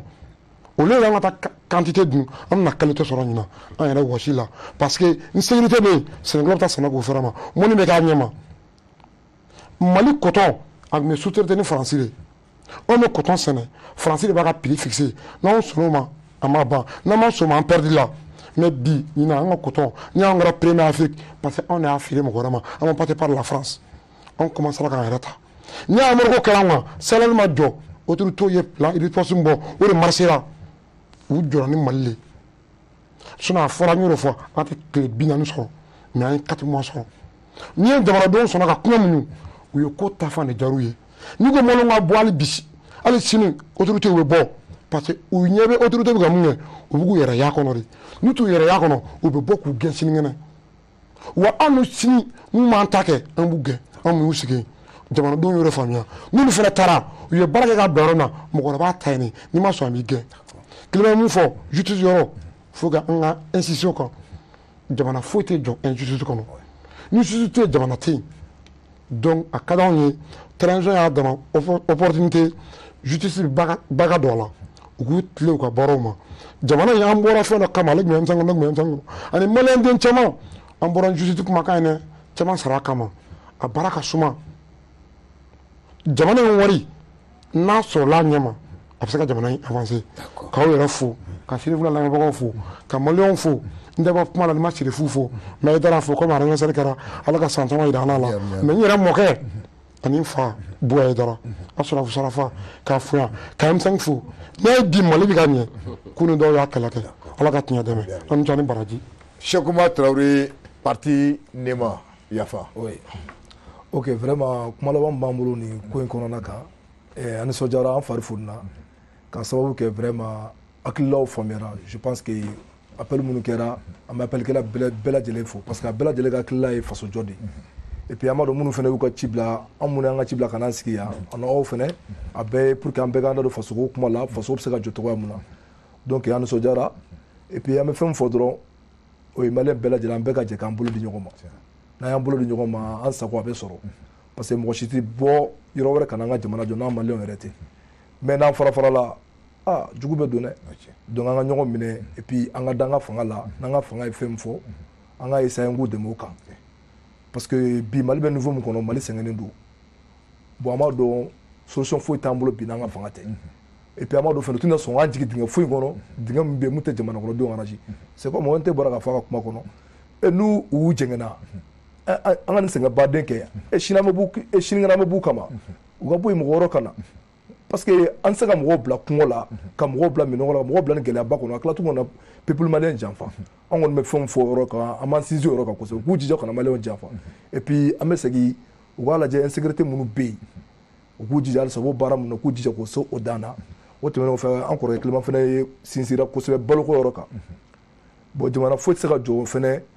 en tant que ni insécurité bɛ foyi tɛ se ka kɛ n'an bɔra balo ka jija ka baloko da nɔgɔya malien bɛɛ lajɛlen parce que malien bɛ gɛlɛya bɛɛ kɔnɔ bi bon dun ka fa n'a sabatira jamana kɔnɔ an b'a dɔn fɛn caman bɛ yen a bɛ ɲɛ et puis sabanan mɛ sinsin mun kan o ye justice fɛnɛ Mali justice ko gɛlɛyalen don parce que mɔgɔ b'a jateminɛ Mali kɔnɔ bi mɔgɔ kelen bɛ se ka maa 1000 ni yɔrɔ dun foyi tɛ bɔ a la o de kojuguba jamana kɔnɔ bon mɔgɔ min mana dun a k'a ɲini u k'a lasigi jamana ma parce que e bɛ baara la i b'i ka sara ta sara di hali n'a ka dɔgɔ i taara ni sara t'i bɔ baara wɛrɛ emploi kɛrɛfɛ i k'o kɛ mais ka taa faso wari ta ka faso ni wari namara i kelen k'a dun mɔgɔ 1000 ni yɔrɔ o de kɛlen don ka Mali yɛrɛ bila gɛlɛyaba kɔnɔ o tɛmɛnen kɔfɛ ka bɔ yen vraiment n bɛ bɛɛ lajɛlen fo nisɔndiyalen don n b'an karamɔgɔ fo n'o ye Cheikh Cherif Ousmane Mamadi Haidara ye vraiment teleso dayɛlɛli la nin ba ma dɔn nin ye sababu ɲumanba ye bɛɛ lajɛlen bɛ ka jamana faamuya ko ɲuman caman sɔrɔ nin émission kɔnɔ la et puis an bɛ Bogale ani an balimakɛ Traoré yɛrɛ fana fo vraiment a ka débat an b'a dɔn nafa caman sɔrɔla a kɔnɔ bi et puis ka bɔ kuma la fana n bɛ n kɔrɔkɛ fo toujours vraiment an b'a kɛrɛfɛ a ka hakili to an na ni erreur minnu bɛ k'o kɔnɔ an ka kuma ni ɲɔgɔn ye n'Ala sɔnna ma an b'a dɔn a bɛ ɲɛ et puis ale ni ne bɛɛ ye Jɛngɛnɛbugu ka ye vraiment an nana ɲɔgɔn sɔrɔ Bitugu plateau kan vraiment o Jɛngɛnɛbugu ka fierté et puis o ye Bangoni ka fierté et puis an b'a fɔ o ye commune fana ka fierté mais n t'o la n b'an ka parti président ba fo vraiment Emmanuel Traoré a bɛ ɲɔnɔ donc vraiment n bɛ foli di an ka parti militant bɛɛ lajɛlen ma parti Nema n yɛrɛ ka sigida la n'o ye Bangoni Jɛngɛnɛbugu ye n bɛ parti Nema bɛɛ lajɛlen fo yen commune kɔnɔ ka bɛɛ lajɛlen fo vraiment n bɛ bɔ kuma la yan merci beaucoup. Merci beaucoup. Diaspora ko k'a fɔ an ye Sirifula ye ko dimanche fɛ ko diaspora bɛɛ de b'aw lamɛn hali u b'u kunnafoni ni ɲinɛna foli kɔ juru don ko k'a fɔ k'aw fo ala k'aw mɛn an kɔ. Merci beaucoup. Et puis ɲinɛna fɛnɛ n bɛ n ka famille yɛrɛ fo parce que u bɛɛ lajɛlen sigi o lajɛ sisan ne ma foli bolo sisan n bɛ gɛlɛya sɔrɔ n balimakɛ bɛ yen n'o ye Dramane fɛnɛ Traoré o ye n kɔrɔkɛ n'o ye n ka foli belebeleba b'a ye yanni ka na émission kɔnɔ a bɛ ka fɔ k'olu ci ma vraiment n bɛ bɛɛ lajɛlen fo n bɛ n ka famille yɛrɛ fo fɛnɛ Jɛngɛnɛbugu kɔnɔ vraiment merci beaucoup. Ka n ka association ba yɛrɛ fɛnɛ fo n'o y'a CID ye n bɛ n profiter parce que Yafa grâce à CID vraiment n bɛ CID fo kosɛbɛ Vraiment, merci beaucoup. Merci. Boubacar, kuma tɛ nin ye. Kuma ka laban an bɛ sɔrɔ ka kuma kuncɛ. Bogila an bɛ kuma kuncɛ ni min ye u b'a fɔ bamanankan na ko seli ba faga a t'a wulu faga bali ko sogo bɛɛ n'a dunbaga don. Awɔ. Donc vraiment an bɛ bɛɛ fo ka bɛɛ lajɛlen waleɲuman vraiment an nisɔndiyara min ye an ka invité u welela min kama u bɛɛ lajɛlen u jeniyɔrɔ fa donc an b'u fo k'u waleɲuman dɔn donc jamana kungako la je pense que maa caman ye faamuyali sɔrɔ o kow la bi ni laada don. Dimanche nata tukun ana ɲɔgɔn sɔrɔ nɔ ani maa wɛrɛ. Inshallah an bɛ bɛɛ lajɛlen fo k'a yira k'a fɔ invité mun tun b'an bolo yan vraiment an ce y'an y'o de fɔ an tɛ wuli ni mɔgɔ min y'an dɛmɛ ka baara nɔgɔya an bolo an ma image ni son bɛɛ ɲɛna donc an bɛ taa Bangoni Jɛngɛnɛbu la direction générale Ousmane Sogore an b'i fo ani ressources humaines o ni commercial mɔgɔ vraiment ani cɛsiri merci beaucoup n'an bɔra an bɛna Moriba Buya mun ye responsable technique ye Buya Kulubali an bɛ i fo k'i walima dɔn production Mohamed Keita k'i fo k'i walima dɔn ka Adama S Kulubali k'i fana fo Abu Jabate k'i fana fo n'a y'a fo an bɛ Musa Bala Tarawele ka fo maintenant mun ye Abubakar Tarawele NB an bɛ ale fo n'an bɔra an bɛ taa régie la Koce Jara Siaga Kulubali mala ale bɔra kɔɲɔso la kɔɲɔko kɔni a banna ka ban voilà Siaga Kulubali an b'i fo i ka baara la n'o bɔra an bɛ taa Didi Boku n'a di Boku fo rédacteur en chef Moussa Fomba donc ka kun cɛ ni jɔn ye mun ye Samba Kulubali a n'a ka consultation mɔgɔw k'a bɛɛ lajɛlen fo n'an bɔra an b'an ka musokɔrɔba fo komi an y'o fɔ Asa Sempara Naini an b'i fo madame Pamina Sumunu an b'a ale fo madame Touré Jɛnɛba Konate Mayabu wɛrɛ da k'an ka cɛkɔrɔba fana fo i kɛrɛfɛ yen donc monsieur Touré n'an bɔra yen an bɛ se ka Nasirifi Kuyate k'i fo n'o bɔra dɔrɔn an bɛ sɔrɔ ka madame Tangara mun ye Nana Diko an b'i fana fo kosɛbɛ ne bɔra dɔrɔn an bɛ sɔrɔ ka kun cɛ ni jɔn ye mun ye Dramane Traoré Banaba place la an b'ale fo ka Serifula filɛbagaw Mali kɔnɔ ani Mali kɔ kan k'a bɛɛ lajɛlen fo ka sin ka bɔ dɔ la police des Zégois ce sont mes amis n y'o de fɔ an teriya a jɛnna yɛrɛ de i y'a faamu donc monsieur le ministre de la sécurité vraiment la police des Zégois an b'u fo commissaire an ka chauffeur ko dɛ olu fana bɛ taa bon d'accord ouais an bɛ chauffeur fo Lamine ani jɔn Lamine bɛ yen nɔ min ye Isuf bɛ yen nɔ ka fara Seydou Diallo kan Isuf Diallo ani Seydou Diallo n'o bɔra an bɛ la garde nationale an b'u fana fo ani Amsadine Garde Cekura ani dɔnni Moussa an b'u fana fo donc a bɛɛ lajɛlen fo n'Ala ma ka jɔ yira n na dimanche prochain bon fini min kana lui qui m'a donné c'est docteur Alain Bokoumé a ye n wele k'a fini diya ko vraiment qu'on tu mérites donc a b'a fo kosɛbɛ quoi voilà donc c'est lui hein c'est lui qui m'a habillé i y'a faamu voilà donc a tɛ comme k'a fɔ ko bon c'est le signe Modibo hein voilà ok donc merci beaucoup.